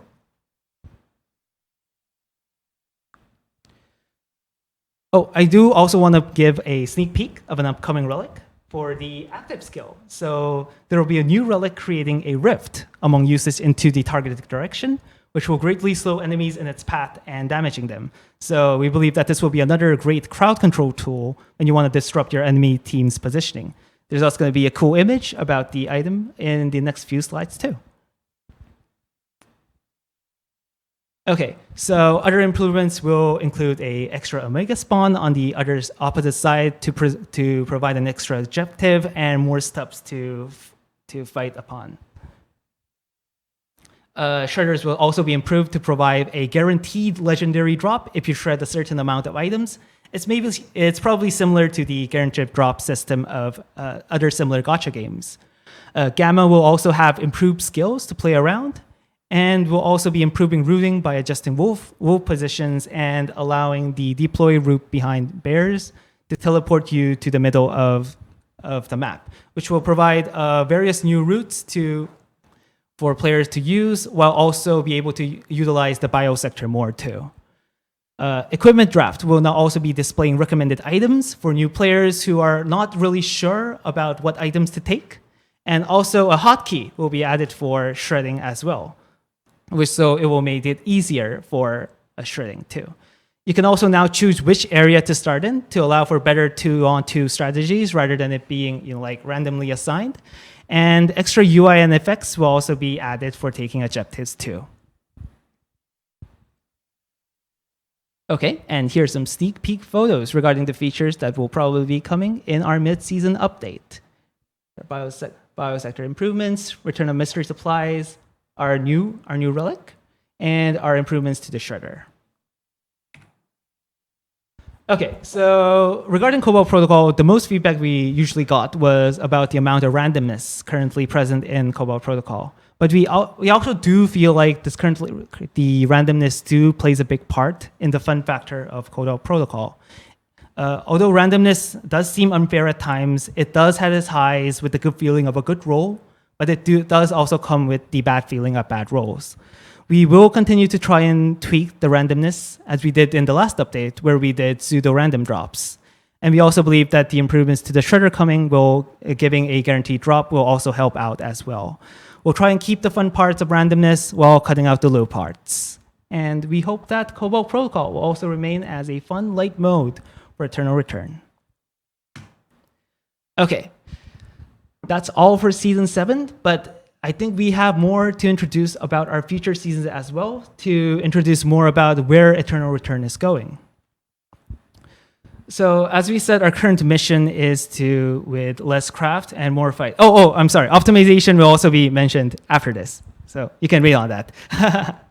Okay, less craft, more mission will continue into Season 8. So if Season 7 is more of a preparation period for this kind of stuff, Season 8 will be the season where we'll be able to do more drastic stuff or big improvements. First up is the simplification of materials. This will actually directly impact the amount of crafting. So currently an item has about 5 to 6 materials that it needs to be crafted. Some has 4, some have 7, but it's usually 5 to 6. Our goal is to reduce this amount to around 4 or 5 items, which is about a 20% decrease. This will also result in the removal of the uncommon rarity, and most of the items in the uncommon rarity will either be combined into other items or be removed. Normal equipment will basically be common, rare, epic. There's also going to be a new rarity that's going to be added, which is probably going to be the red one. We're not sure about what we're going to name it yet, but you're going to see this new red rarity coming after the legendary ones. So this will be this will be a system similar to the kind you can see for the mythic rarity seen in Cobalt Protocol. And we believe that these items will be impacting the late game of Lumia Island and will be the stuff that you will be playing around in the late game. We're still looking more into how exactly we're going to implement the system, and everything is still very experimental. But you'll probably be able to know more about the details next stream. Giving more reasoning behind the simplification, with this change, players would not only need to get only 20 to 25 items compared to the previous 25 to 30 items. It will also help players to complete their builds quickly too. For beginners, this will also help a lot since inventory management will become a lot more easier. And yeah, so there will basically be no more inventory booming. And since managing the 10 inventory slots were like a big hurdle for players, we believe that this is sometimes the cause of panic for new players when playing Eternal Return 2. Our original plan was trying to increase the number of slots to 12, but we believe that would have messed up our already scuffed UI right now. So we believe that this change will help us do these kind of improvements without damaging anything else. We also think that finishing builds quickly will introduce diverse situations for our early objectives, such as Tree of Life. And since usually only select builds would be able to make it a full build to tree, we believe that this will open up more diverse situations for early objective fights also. One of the reasons we were kind of hesitant of reducing crafting previously was due to our mid and late game kind of being somewhat stale if you get rid of all of the crafting. As we mentioned about replay value, we would need more mid and late game content to make up for the empty time during this phase. However, like mindlessly us implementing just the same amount of objectives will suddenly not resolve this issue. And since all of our objectives are like currently musical chairs, as we previously mentioned, we'll have to think more about how to make more fun and complex mechanics that our players will enjoy. Okay, and one of these mechanics that we actually planned to be introduced in our upcoming seasons is the battlefields, named not final. In the battlefields, combat is inevitable, and basically you need to kill to live in order to gain value from this feature. Each night, a battlefield will be designated just like restricted areas, and players inside the designated area during cycle shift will be marked and will have their restricted area activated if they leave the area. Other players that aren't marked during this time will also be unable to enter the area due to their timer being depleted rapidly upon entering. If there are 3 or more players inside the battleground, there's also going to be a temporary restricted zone inside the battlefield. So that's also a cool feature to play around. And if you become the final marked player inside the battlefield, you'll be able to both gain kills from winning the battlefield and a special item reward as well. One of the most fun part about battlefields is that for the first battleground you participate in, you'll be able to revive. So basically, this will be the first implementation of the revive mechanic in solo modes. Starting from the second battlefield, they will not provide any additional revives, so you will permanently lose upon dying in your second battlefield.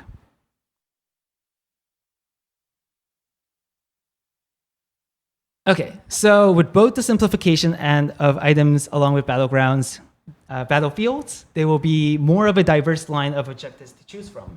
Do I choose Alpha? Do I choose Omega? Maybe Battlefields. Battlefields are somewhat risk-free the first time you join it, which also makes it a pretty tempting choice. And since Battlefields are designated on top of restricted areas, rooting for players who usually did not choose to take objectives would have to either think of different strategies or plan their routes more carefully to avoid meeting other players playing around these objectives.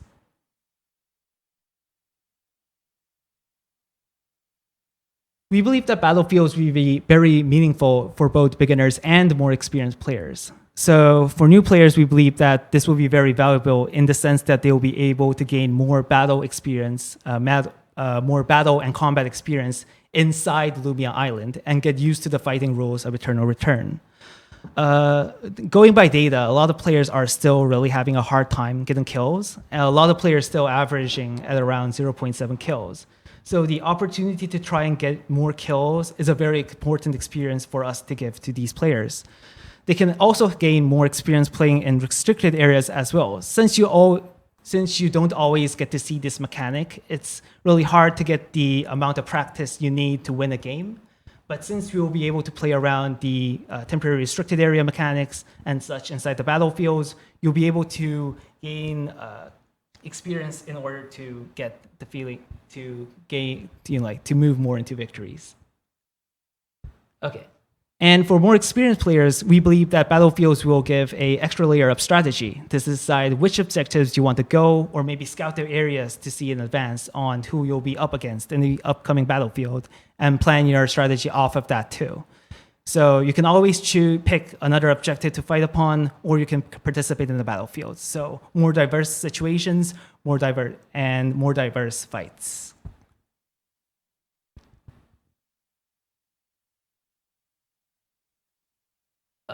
Another also important point of Battlefield is that it's going to be the first introduction of our revive system into the solo mode. Well, the importance and uniqueness of having one life in the solo mode is a key factor of the mode. We also believe that it's a major issue that makes it a major issue of the mode as a whole. Well, the throw and uncertainty are a key factor of the mode.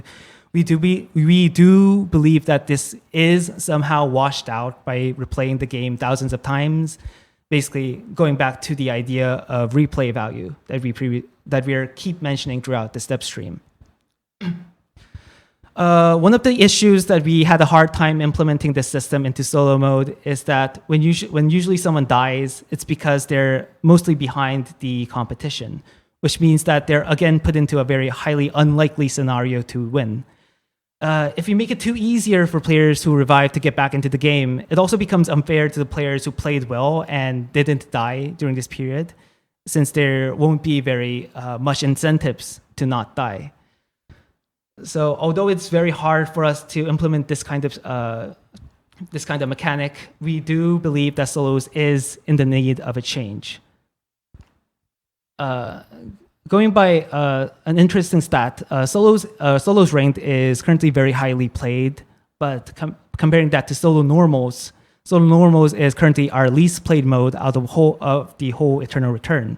This means that there are a small amount of light players playing the solos mode, which means that this may be a really stressful and competitive environment for players to play in. So it's really hard for them to get practice in general. Okay, so this is why we're experimenting this revive mechanic with the battlefield system. Since you can only revive once and only inside the battlefield mechanic, it will help with most of the systemic issues that we usually had when we were first trying to implement solo revives. And it also serves as a form of phase inside the flow of Lumia Island. So we will believe that this will also help in the overall flow as well. Couple this with our Season 7 change of Escape, we believe that the flow of Eternal Return will become much more complex, much more diverse, and will give the players more stuff to choose from rather than following the same tactic each time.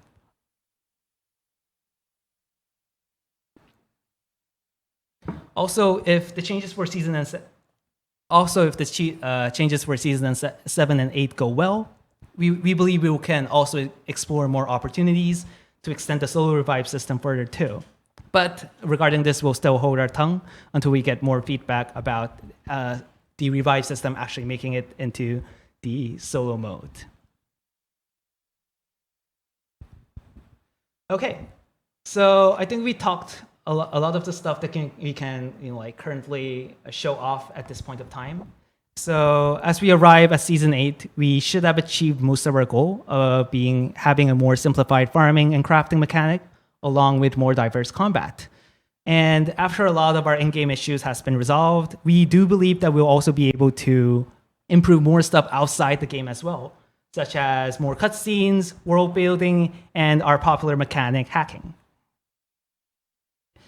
Okay, so we'll also be talking more about some of the additional features being worked on for Season 8 and 9.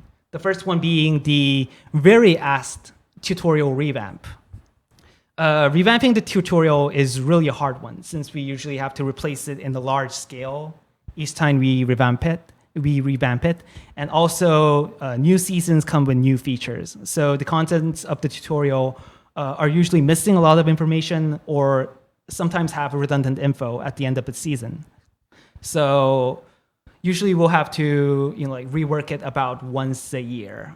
After our previous revamp being last November, we're currently already reworking the tutorial while taking into the next 4 seasons after we did the last tutorial rework into consideration.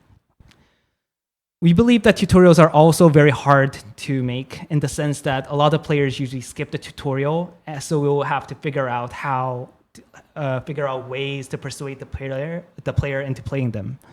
Currently, we're planning to implement cutscenes like the one we did for Escape to make it more exciting for the players.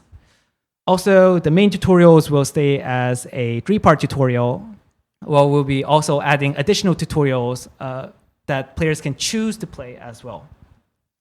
Usually, it was really hard for us to put in story elements into a tutorial since we are a PvP game, and a large part of the players sometimes aren't really here for the story and mostly here for the game. So sometimes if we put story elements into our base tutorial, they would just skip it. But with the plan of us implementing more extra tutorials and more tutorials that you can choose to play, we believe that we can give more of these tutorials a twist and include lore and story inside these for other players who enjoy the story to enjoy. Okay, so going more off of lore, world building is currently still in the works, as we said in our last dev stream. We're planning to have story tabs for characters in-game, and they will also have stories of their stay on Lumia Island as well. We can't really say how much will change from our original story, from our other game, but we do believe that there will probably be a lot of reorganizing, so we'll mention this in advance to avoid any confusion.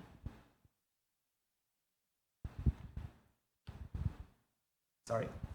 Okay, now this is a big one. Hacking is going to be a big one, both in and outside the game. Hacking serving as a form of Exodia mechanic. Although it doesn't seem like it's going to be the center of the meta, we believe that it will be a very fun part of the game and a very cool play that comes around once in a while. And it will actually draw a lot of players to be interested in Eternal Return too. So with the improvements coming to Lumia Island, along with the tutorial revamp and world building, we believe that hacking will also be a big part in our marketing too, when these key updates come into play. Victory poses is also something that we kind of mentioned last stream, which will be like a separate cutscene, similar to the Escape cutscene. But since we need to tweak this for each character and each skin, we're kind of skeptical if we can finish this by season 9, but we'll work our hardest to implement it also as soon as possible. There's also other features currently being under development, but I guess it's too early to show those off yet. So hopefully we can provide more info about that in future streams. Okay, now this is the slide a lot of people have actually been waiting for, and it is our detailed roadmap about our optimization. Currently, we believe that internally, we do feel like we have set our pipeline for optimization, and we are going to be starting on some major fixes. But at this point, we're unable to say what fix is going to have how much of an impact, but we'll still work hard on what to do. So our first priority is to upgrade our engine, as we previously stated, to Unity 2021. Usually when using a version that's released too early, it becomes really risky because of engine bugs, because we will have to wait for the engine devs to fix all of these issues. But since it's 2022 now, we believe that the 2021 version will be stable enough for us to use, and it will bring kind of significant upgrades as we move into this next version. However, as we said before, the first month of the new engine could be a bit buggy, but we do believe that a lot of the base issues with optimization could be fixed with this upgrade. Our second priority is to use grid maps to replace raycasts. This one is actually deemed internally to be a big help in increasing our frames. So although I'm not a tech expert, I'll try and explain this. Raycast is a feature where it shoots out light and checks collision. And this feature is usually used for a variety of usages, such as calculating vision range, triggering sound cues, collision checks. But due to it shooting a lot of rays and the calculation that goes into this, like sometimes the calculation is too much. So we plan to use a different approach in doing this, in using grid maps. And we hope that this will decrease a lot of the calculations happening inside our game, and thus actually improving the optimization for the game in general. Also, our third priority is improving texture reload mechanisms. With new resource loading systems implemented, we believe we will be able to save a lot for frame drops, for saving resources, for stuff like we'll be able to solve a lot of frame drops by saving resources for stuff like wild animal spawns or fancy ult animations that are occurring across Lumia Island. So yeah. There's also other stuff that are being planned, like optimizing textures, but we'll start by focusing on the 3 tasks above for now. Although we do want to all in on some of these fixes, we also do need to work on optimizing issues caused by some of our new features as well. As new code comes in, it's always along comes other issues that cause overload or delays. And these are also stuff that we need to optimize as well. Our new saved plan system and skill VOD changes are also those are stuff that also took a lot of our resources because these also caused a lot of abnormal frame drop issues and overload issues. So it also takes time for us to optimize these issues as well. So we'll try and continue to optimize secondary stuff like this while also focusing on the main roadmap stuff that are listed here. For Season 7, we'll focus on completing the engine upgrade at the least and work hard on the other priorities as well if we can. The grid map change being one of the stuff that we're looking forward the most. We hope that will help a lot of issues regarding optimization as a whole right now. Okay, now before we move into ER Pass Neon Aftershock, we'll go into a short break. And we will be introducing new skins and new characters coming up in the upcoming seasons as well. Before we go, we'll also be showing you a cool video. So with that video, we'll move into our break. Thank you everyone for tuning into part 1, and I'll see you in part 2. And video. Cue.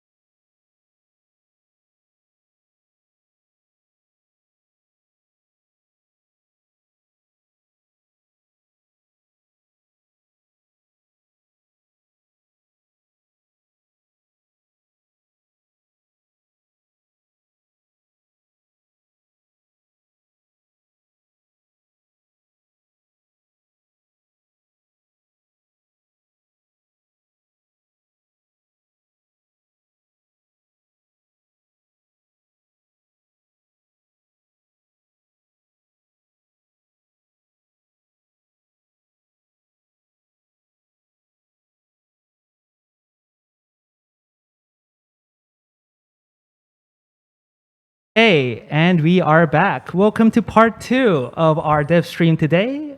In part two, we'll be talking about our new season pass. We'll also be talking about our new skins and characters as well. Okay, so let's jump to it immediately. Woo. Okay, now I'm really sorry because I think we played the Korean version of the VOD, but we'll actually show the English one in a few slides too. Okay, now here we can see our new key art, our cool key art for our new season, which is gonna be Neon Aftershock, bringing you the singularity characters of a maybe distant future of after the Eternal Return experiment ends. Our season pack skin for this season is gonna be Overvolt Jackie. She has this cool chainsaw, and she's gonna be an epic skin, which means that she'll have different effects and different voices as well. We believe that the effects are also very cool for this one, so we hope that everyone purchases the Season 7 season pack too. It no longer goes into my bills, but still purchase it. Our first pass skin for the ER pass will be our Lennox skin. Lennox has been our weakest character in the game so far, and finally, her getting her skin. Maybe we will be getting some Lennox buffs too. Okay, now here's our new Zahir skin. Zahir is also one of our most favorite characters in the game, so him getting the second, him being slotted for the second slot for the ER pass will be a very happy news for a lot of our players too. Our last skin for the ER pass will be our new Catty skin. This Catty skin is actually very special in the sense that she does have special effects. She does has new voice lines, but this will actually be the first skin that will get a special effect for using her ultimate. I believe we did talk about this last time when we showed off our special effect for the Yuki skin. But our Catty skin will be the first skin that actually will go live with this effect. Let's have a look at that effect right here. Let's see. 잘못하면 떨어지겠는걸요. Having a cool look at our new Catty skin, looking at the cool effects, and look at that effect on ultimate. Let's go. So we believe that in future skins, we'll also be able to include new effects like this, and maybe more stuff coming like this, these old animations in more of our future ER Pass skins too. Okay, what else is there inside the ER Pass? We have new drones, we have new cameras, we have new tombstones, mostly in retro and cyberpunk style, which is pretty cool. I'm probably gonna get that game over retro gaming style. We're also going to be opening our secret shop for Season 7 too. We're also going to have the new merch, So purchase a lot of merch, please. And here is one of our favorite stuff when you do our dev stream. Here's some fun stats, the more you know. Okay, so after our remote drone and console system went in, a lot of our players have been ordering a lot of stuff. In Season 6, our most popular ordered material, a special material in normal modes will be Meteorite, coming in at first place with 32%, and Metro and Tree of Life coming in at a similar percentage, and around 20%. In ranked, it's also not that different, but the difference is a lot more closer than normal. And also Meteorite and Metro Tree of Life has a combined percentage of 70%. That means that remote consoles are also be using for other materials for the other 30% too. So it seems that a lot of our players are using remote consoles to order various items at this point. And here's our funny item for remote console. Here is our medkit orders. It's kind of interesting that it has a high percentage of 3%, given the fact that it's usually used to trick or lure players, or as a good item to use when you want to use a good food. In our Season 6 most droned materials, we have feather, hat, and hairband coming in on normal, and hat, feather, and battery coming in on ranked. The interesting part of this stat is that the first place only has around 4% of pick rate, which means that a lot of items across the board are being droned in, which is very interesting. And it gives us the feeling that these drones are being really well used. There's also the least drone stat, and honestly, I can't really think of why you would order a lemon, but I guess there are those lemon enjoyers, so I totally respect that. Okay. There's also crap.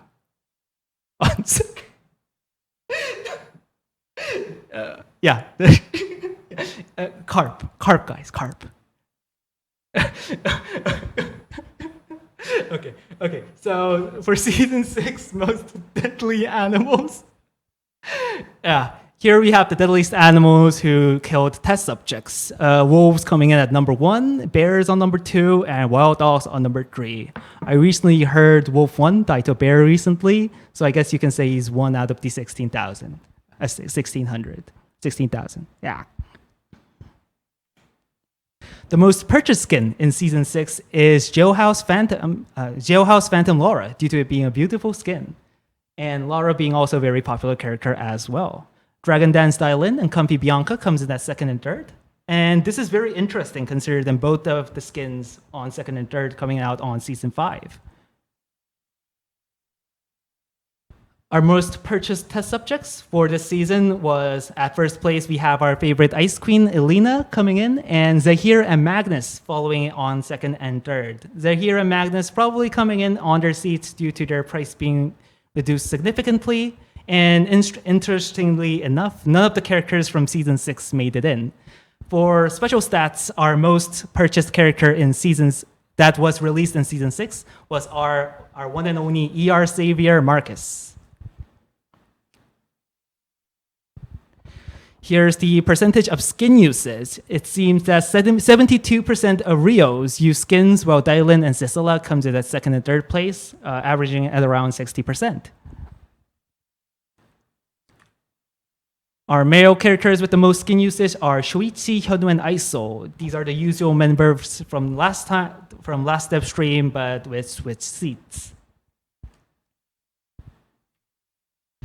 Our most skin usage per character coming in at number 1st is our best skin in the game. It is Dragon Dance Lee Dailin, following with Comfy Bianca and Street Atelier Tia coming in at 2nd and 3rd place.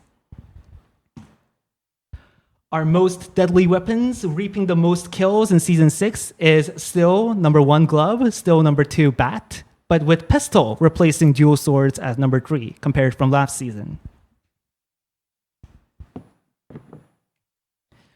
Our most played character in ranked is our one and only favorite character to meet before full build, Luke. And Sua and Yuki also coming in at 2nd and 3rd place. And we feel that this is the reason why the number of kills on Bat is so high. It's Luke. It's always Luke. The most dangerous zones, the zones with most deaths in season 6, were Forest, Hotel, and Hospital.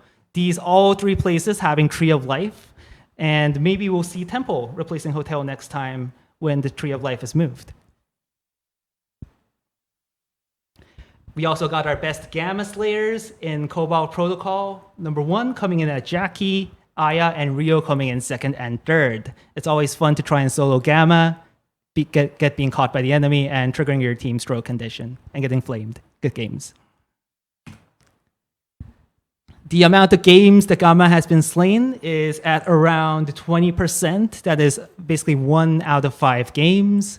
Kind of a small number, considering the importance of Gamma, but usually there's a lot of combat going on around Cobalt Protocol. So sometimes a lot of games result in Gamma being forgotten. And also our most popular special accessory for Cobalt Protocol was Cobalt Blue. I actually did expect Cobalt Blue to win, but Solar System Miniature really came in clutch with a lot of purchases. It seems like the popularity isn't that there isn't that big of a difference between these two items. And here's our seasonally meta golems for season 6. Solo having Mallet, Imperial Crown, Radar, Commander's Armor, and Bucephalus, White Crane Fan. It seems that in solos it shows a half and half about crit and skill amp, which is interesting. Squad is kind of different, having Fang Mace, Imperial Crown, Commander's Armor, Draupnir, and White Crane Fan, and Feather Boots.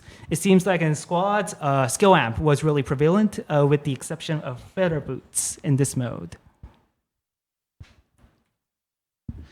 For our Season 6 Metagolem, our special Metagolem, which How Oni introduces legendary items, we have Evening Star, Cabana, Elysian Halo, Mithril Shield, Glacial Shoes, and Mithril Quiver. A combination of auto attack items and skill amp. And the interesting thing about these metagolems is that if you see them carefully, they have different faces for each golem. The PPT maker said to include this detail because he wanted to show off how much detail he puts into his work. Okay, now this is the moment you've all been waiting for. Here's our MP coupon for our dev stream. Don't forget to type in your coupon, and I'm also gonna type in mine as you go to our new season teaser later on.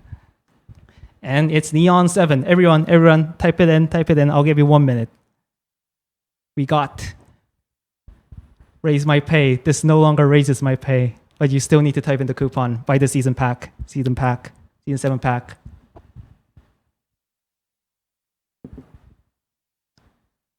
Okay. With that being said, we'll move on to the next one. Oh, we have another. We'll take this time to introduce our English version of the VOD for ER Pass right now. And cue.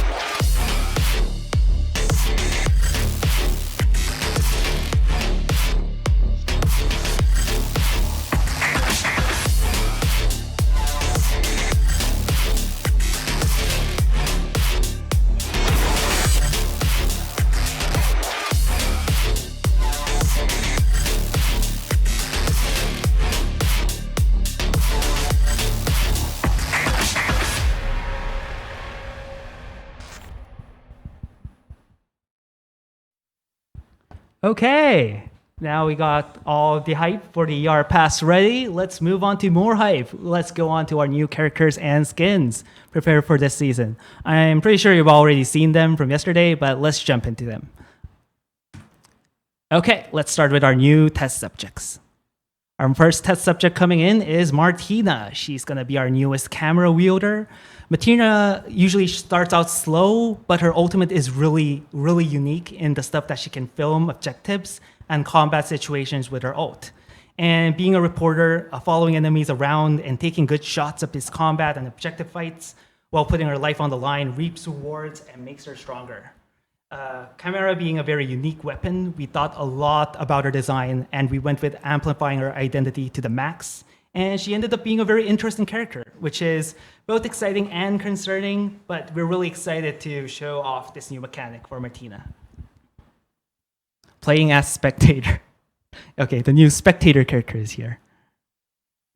Next up is Haze. Haze being somewhat selfish, she's a cold arms dealer who doesn't want to be on the wrong side of a deal.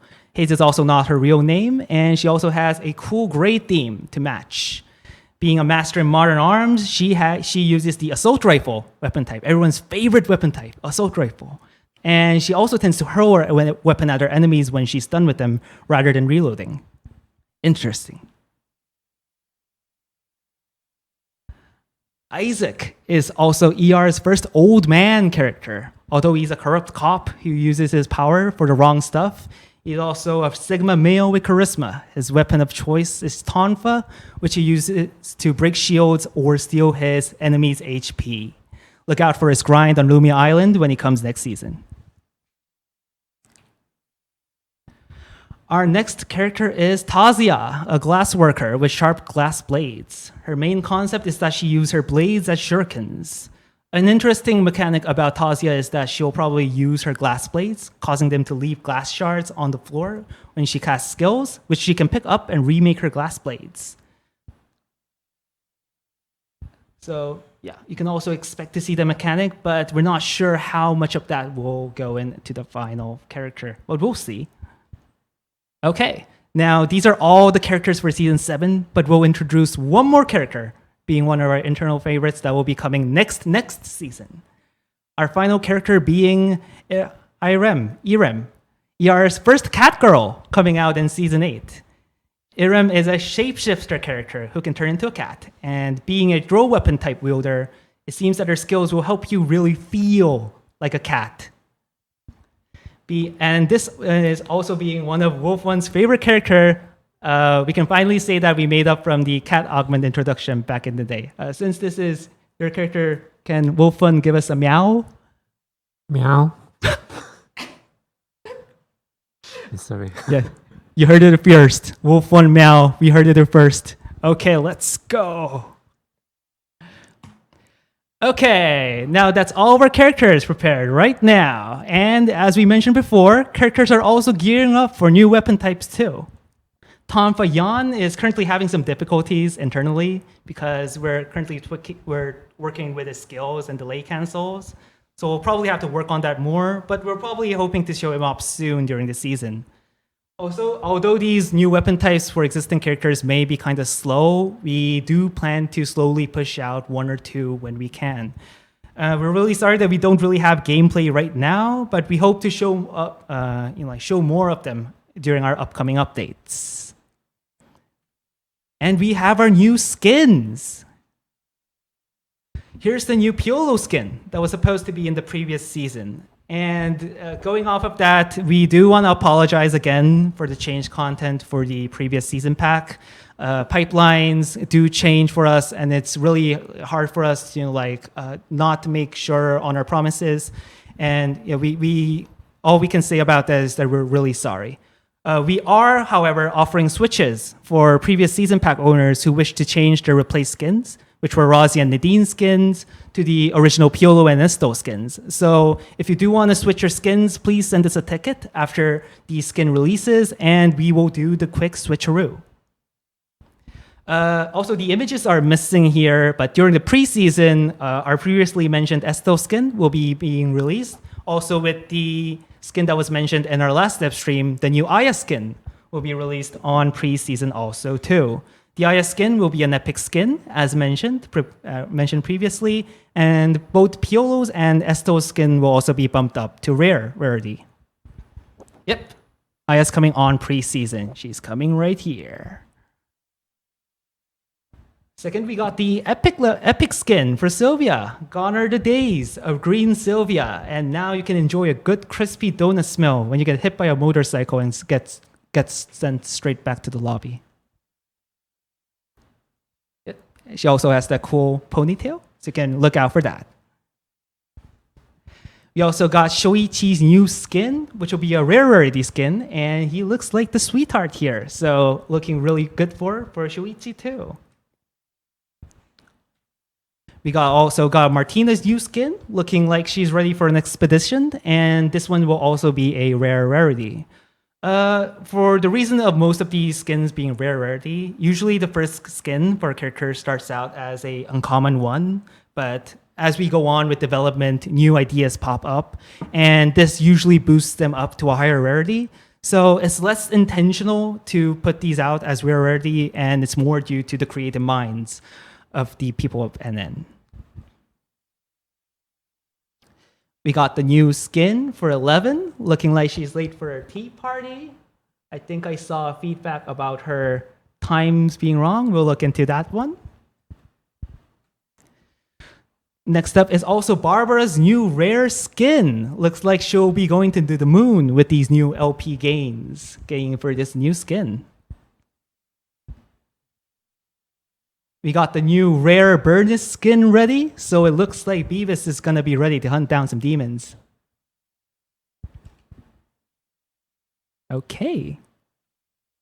Okay, and here's also the new Halloween themed Celine skin. It's currently uncommon, but we'll see how it goes with that one. As we said, our creative minds could always change.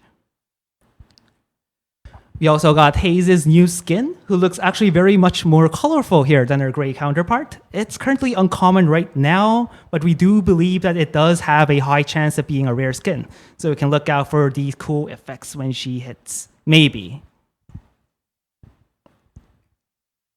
There's also Emma's new rare skin. It looks like her and her forest friends are ready to hit Lumia Island.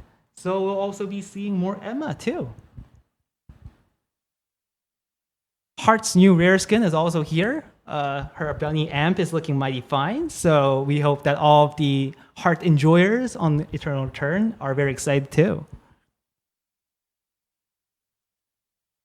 Fiora is also getting her new rare skin, so NA should watch out for the new dress when the Among Us menace raises terror with the new skin. And lastly, we have the uncommon Heijin skin, who's getting ready for a college entrance exam. This one could be an event skin. We're not really sure about how this is going to be released, but we'll see. So keep an eye on that for future events. Okay, this is kind of a topic that we want to address before we move on. It's more about how we select our skins. I think we did talk about this last time too. So there are many voices requesting us about quantity, quality among characters, but currently it's really hard for us internally because we are really trying to give each character at least one skin, and there are some special cases that do pop up, especially regarding Daniel, because Daniel's newest skin was a limited edition linked to the season pack. But there's also the good news of his skin also coming out soon. So you can look out for that as well. We also have a special preview ready for that as too.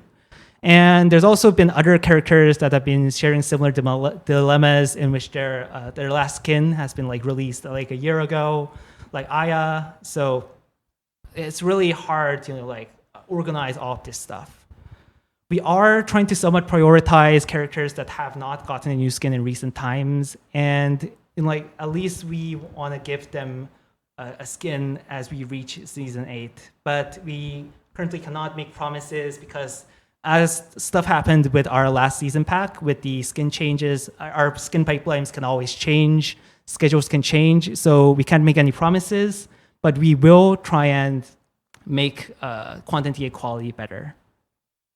Okay, so going back on the talk of our quantity and equality, we do want to say that we want to apologize that our studio is by no means a large team, and making these stuff are sometimes very hard for us, and in the terms of the number of people that are able to work on it, or funding, or other similar problems. And since we also do need to profit as a company, we sometimes do need to prioritize some popular test subjects over others when it comes to skin releases. So taking this into consideration, it's a really sorry stuff that we need to say, but yeah, it is what it is. So yeah. We are also taking skin concepts and themes more seriously because we wanted to make the themes and the skin fit the characters as much as possible. I think this was mentioned in a very recent feedback on our Discord as well. So we actually do want to create more skins that fit the character's nature, and some of our skins that are produced were made with this in mind. And yeah. Anyway, yeah.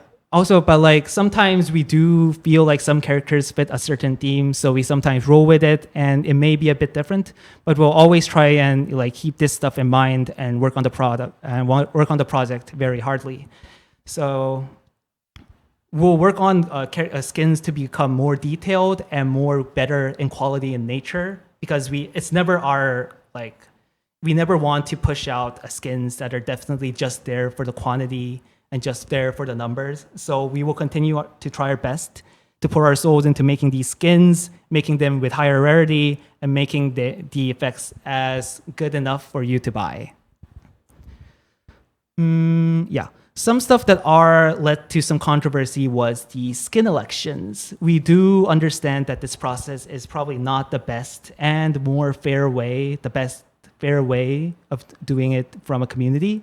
We do believe that players do enjoy voting for their favorite characters, and the skin elections are a really fun part of the stuff we do.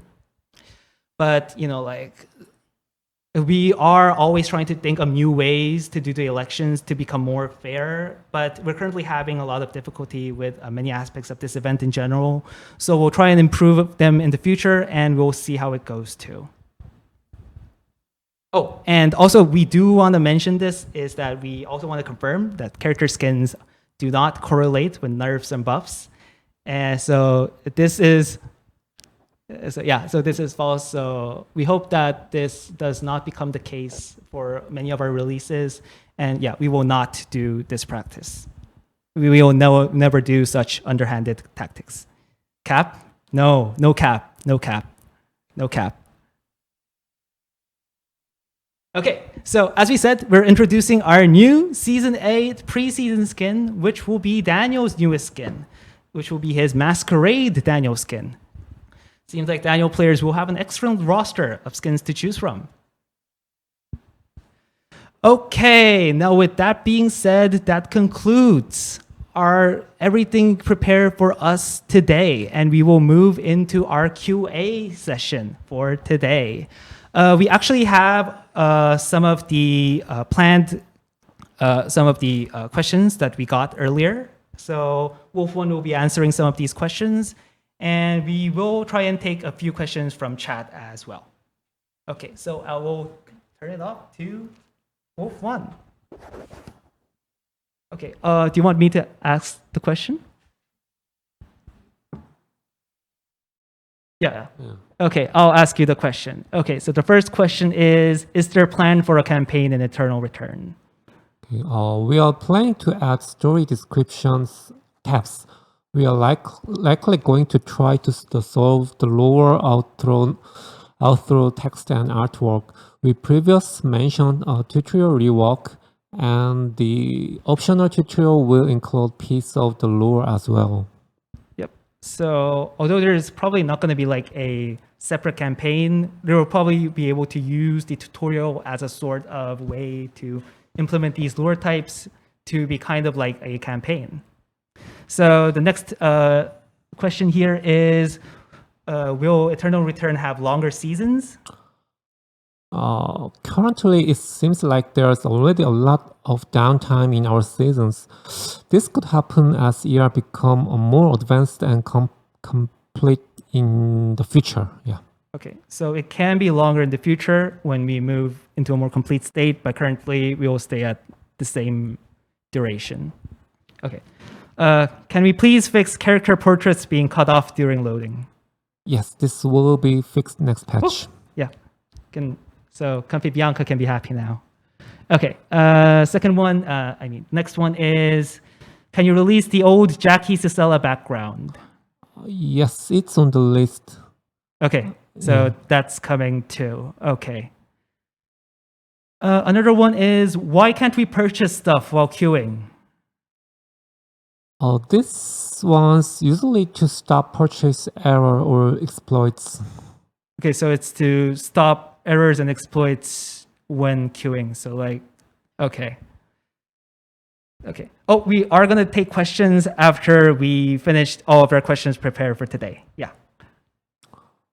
Next one is, why does hitting shields result in no sound? Yeah, this one's gonna get fixed. Yeah, it's weird. I agree. So there is gonna be a sound. Yes. Okay. Yeah, we're getting sounds for hitting shields then. Okay, that one was actually pretty weird. Okay, is there any plans for Force Core food or drinks? Maybe. Yeah, this one maybe may provide permanent stats, but nothing decided yet. Why are smart bombs still legendary? We'll change it to epic. Yeah. Okay, this one probably I could answer. The first one, the next one is, why did the postpone bug take so long to fix? This is because like I think this is a question everyone wants to know, but like even though it says postpone bugs, sometimes it means a lot of things. And the reason behind each bug, like even though it displays the same message, it can vary a lot. And due to this, we'll always have to like reproduce the bug. We try to fix the code. We try and see if it's fixed. But like when we can't reproduce the issue, it really becomes the issue of having to like we do fix the code, but like we fix the place where we think is the issue. So we can't really say that we definitively actually fixed the issue. So then if it doesn't work, we get a new log, we try and reproduce it again. So all of these like the interactions and the time that goes into doing stuff like this makes the time really longer. So we believe that that's why the bug took so long, and we're really sorry about such a bug being present in Eternal Return so long. So because of this kind of dissonance, we believe that it really became long and time consuming. So we'll try and see if there's any ways we can speed up the process. And also this next one kind of corresponds with this one, but can crash reports be sent automatically to NN instead of us sending individually? I can't believe we didn't consider this. We work on this. Yeah, soon. We are going to make this. So this can be. Yes, Okay. yes. Yeah. So maybe like with these changes, we will be able to solve bugs like this more quickly. And we are really sorry for the bug that happened last time. Yeah. Okay. Let's move on to the next question. The next one being, when are we resuming character reworks? Yeah, maybe when we hit the 70 to 80 mark. New characters are still a very important part of our development, but we'll still try and implement improvements for existing skills. Yeah. Okay, so maybe when there's more characters. I see. Okay. The next question is, are you guys gonna make up for the skin change for the season pack? Yes, I did think we addressed this earlier on. For the skin change for the season pack, we are offering to switch skins with the Estel and Piolo skins. So please send us a ticket if you want to if you want to switch your skins when the skin releases. Okay. Please after the skin released. Yeah, after the skin release. We can't put in skins that aren't in the game yet. Okay, last question here is, where is JP? And there's a match, Pepe at the end. Yeah, we think we are planning the hacking will be come out with season 9. Hacking is still planned in our roadmap, and yeah. So we want to fix core game issue and other aspect until season 9, and after then the hacking and JP will come to Eternal Return, I guess. So maybe if hacking makes it into season 9, but I guess like since JP is kind of like the face of hacking, he'll probably need to go with hacking. So like we'll see. But like hopefully in season 9, our JP lovers can prepare for that season. Okay. Let's see. Now, with that being all of our questions that have been prepared, we'll probably take a few questions. We'll probably not be able to take a lot of questions here, but yeah, we'll take a few questions from chat. Okay, let's see. I'm sorry. Arda, maybe? Yeah. A lot of people ask about Arda. Arda. Yeah, Arda, yeah. And we are, Arda is on our pipeline, and maybe it'll take like 7 months, but yeah, someday, yeah. Like Arda. 7 or 8 months later. 7 or 8 months. Okay, so Arda is being planned, as we said last time, but it may take about 7 to 8 months. So calculating that may be around season 8 or season 9. We'll see. Maybe the same time as JP. We'll see. Oh, I think this was a very popular question. Is the current crit meta is going to be addressed? Concerning the current crit meta, I think we, like with the affinity changes, we do think that a lot of the current meta is going to be shifted. So we'll continue to monitor like how the meta shifts around affinity, you know, how much it's changed the game. But like if it still becomes an issue, we will address it. We will try and address it, since we do have more ways, more possible ways for us to, you know, like check more data on other regions as well. We're kind of really hopeful that we will kind of do better next time. can you translate? Yeah. 한국어로 이렇게 말씀드리겠습니다. 이게 그 윈디가 말씀하신 대로 감흥력이 하나의 큰 포인트가 될 거고, 그 스킬 딜레이 개선이라던가 그 공격 속도에 대한 이 프레젠테이션이 있었는데, 그쪽 두 가지도 이제 그러니까 치명타 관련돼서 좀 많은 변화들을 가져올 수 있는 부분이라서 시즌 7의 메타가 많이 바뀔 부분이어서 그때 한번 좀 지켜봐 주시면 좋을 것 같습니다. Yeah. So also not only affinity, but like the changes for the attack speed and the skill delays will also play a big part in shifting the meta. So we'll be continue to, you know, like monitor the meta to see how these change actually take place and how our characters like come to be. And if we believe that these kind of issues are still being rampant throughout Lumia Island, yes, we will try and address the meta. Okay, next. I'm sorry. Oh, yes, I did want to talk about this. Can we get about communication after my leaving? This presentation was actually prepared by me, Wolf1, and our wonderful designers at Nimble Neuron. And we have a newest addition to our Nimble Neuron family, which is I, who you might have met inside Discord. I is working really hard to increase communication with bridging the Nimble Neuron and the community. So if there's any feedback you want to, you know, like give us to Nimble Neuron, or want more communication with us, I think you will be able to contact I. I is a really good person, and like he's really into, you know, like increasing the community, communicating with us. So I think he'll be a great replacement for me, probably even better than me. And so you're really good. You're really covered on that part.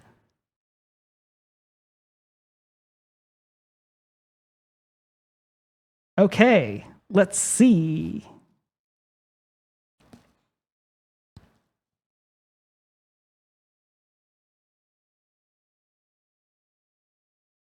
I'm sorry.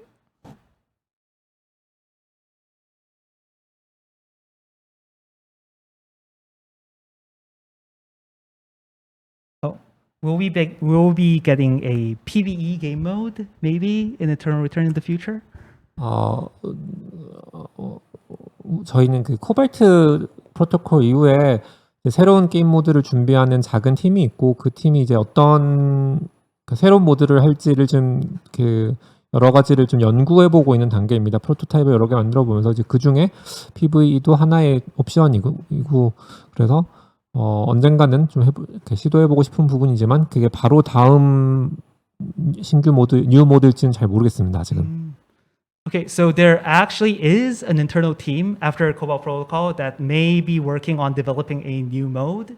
So like we're still looking into a lot of options. I'm sorry, we're still looking into a lot of options, but a PvE may definitely be a kind of a path we can take. So we'll see about that. We'll see what happens in the future. Will it be the Riot MMO killer? Maybe. Is there a plan to help out the Spanish-speaking community with events, codes, marketing to help them grow? I think we did speak about this when Wolf1 did address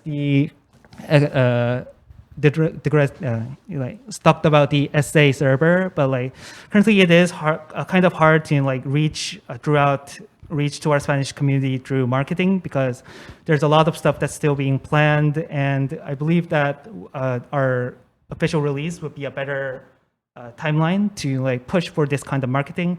But with events and codes, I think we can probably look into different possibilities. So yeah, I'm very hopeful for the future. We'll see how it goes.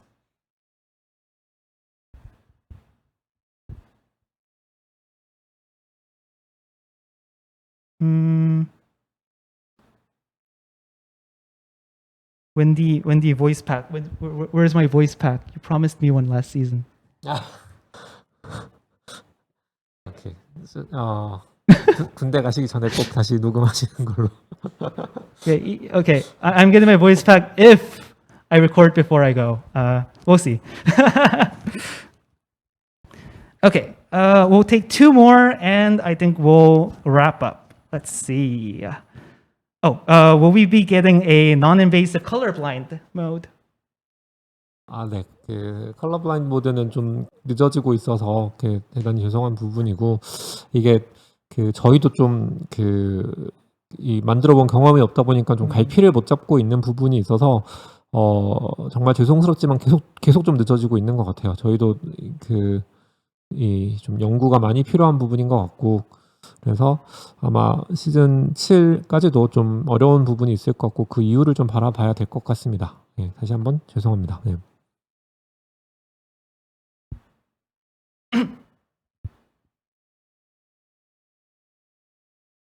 Yeah, I'm sorry. I'm sorry. My brain just stopped. Okay, so like regarding colorblind mode, we're really sorry that it's being like delayed really, really badly. I believe like we planned to roll it out like last year, and it's taking a really long time for us to roll it out. It's mostly an issue with us as devs, like never really trying to create a colorblind mode before. So we're really having some difficulties on like how to build, like how to make this kind of stuff. But it's definitely on our radar, and we really want to push this kind of stuff out. So yeah, this is something that we honestly have no excuses on. But yeah, the only thing we can say that is we'll work on it. It's definitely on our radar, and we'll try and do it.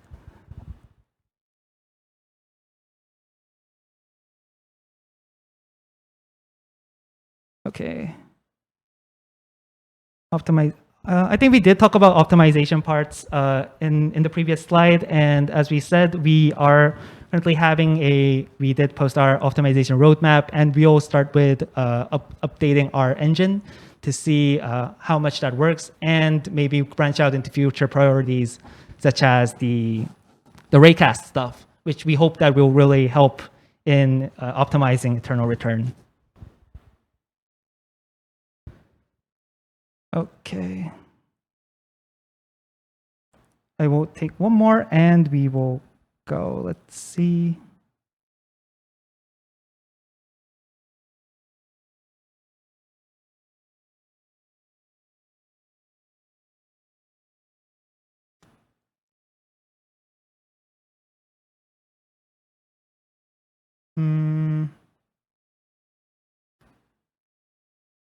This one is kind of an interesting one. I'm not sure if you can answer this, but like, is like Fiora ever like gonna get reverted, or like is there any chance of her old kit coming back? 저희가 이제 피오라 리메이크에 대해서 좀 실패다라는 말씀을 드렸었는데 이제 그 의미는 그 리메이크된 스킬이 더 안 좋다라는 의미가 아니라 기존 피오라 플레이어분들의 플레이 스타일을 많이 바꿔놓았고 어떤 형태의 리메이크든지 그렇게 스타일을 확 바꿔놓는 거는 별로 좋지 않다라는 뜻이었고 하지만 그 올드 스킬과 뉴 스킬 중에서 어느 게 더 이 게임이 더 좋은 스킬인가라고 했을 때는 그래도 이 리메이크된 이후의 스킬셋이라고는 생각을 하고 있어요.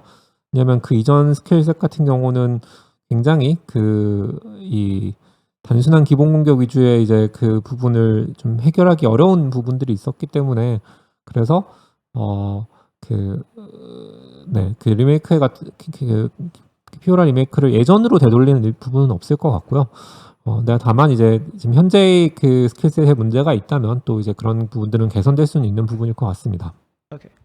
So usually when we talk about talking Fiora as a failed rework, we meant it in the sense that like we weren't able to take previous Fiora pilots into consideration, and like we altered her playstyle really drastically compared to the previous iteration of Fiora. So in that sense, we feel like Fiora is a failed rework.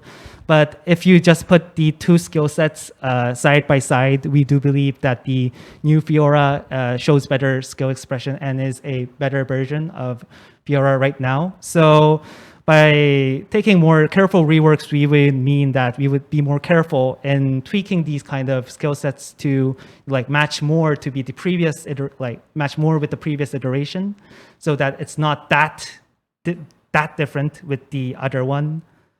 So yeah, so currently for any like reverts of the new Fiora, there are currently no plans for reverting the skill set of old Fiora. And yeah, and that's our more detailed explanation about the failed rework of what we defined as the failed rework.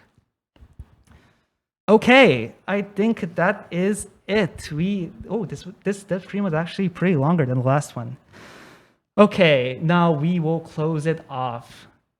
I don't think we have any goodies that we will be able to show like we did last stream, so I'll probably close on with an ending stuff of mine. So as you know, I'm no longer part of Nimble Neuron, but I do feel like Nimble Neuron really cares about the community, and we are really working hard to make a better game. So yes, we make a lot of mistakes. Yes, we all don't always make the right decisions, and yes, we sometimes rush sometimes, and we sometimes let the community down. But I do believe that there is really something special in Eternal Return, and with the community, we would really be able to make something out of it. So I hope that Eternal Return stays for like an infinite amount of seasons, and hope that we can all be happy in the next dev stream. Thank you all for tuning in, and we will probably see you in the next dev stream. Is there anything you would like to say? Thank you. I appreciate to everybody playing Eternal Return. Thank you. Okay, thank you everybody. Thank you everybody for tuning in, and I hope you're very excited for the new season. Please buy the Season 7 pack. Season 7 pack, Jackie new skin, new Cathy skin. Okay, so with that then, we will say goodbye. Thank you everybody for tuning in, and we'll see you next time. Goodbye.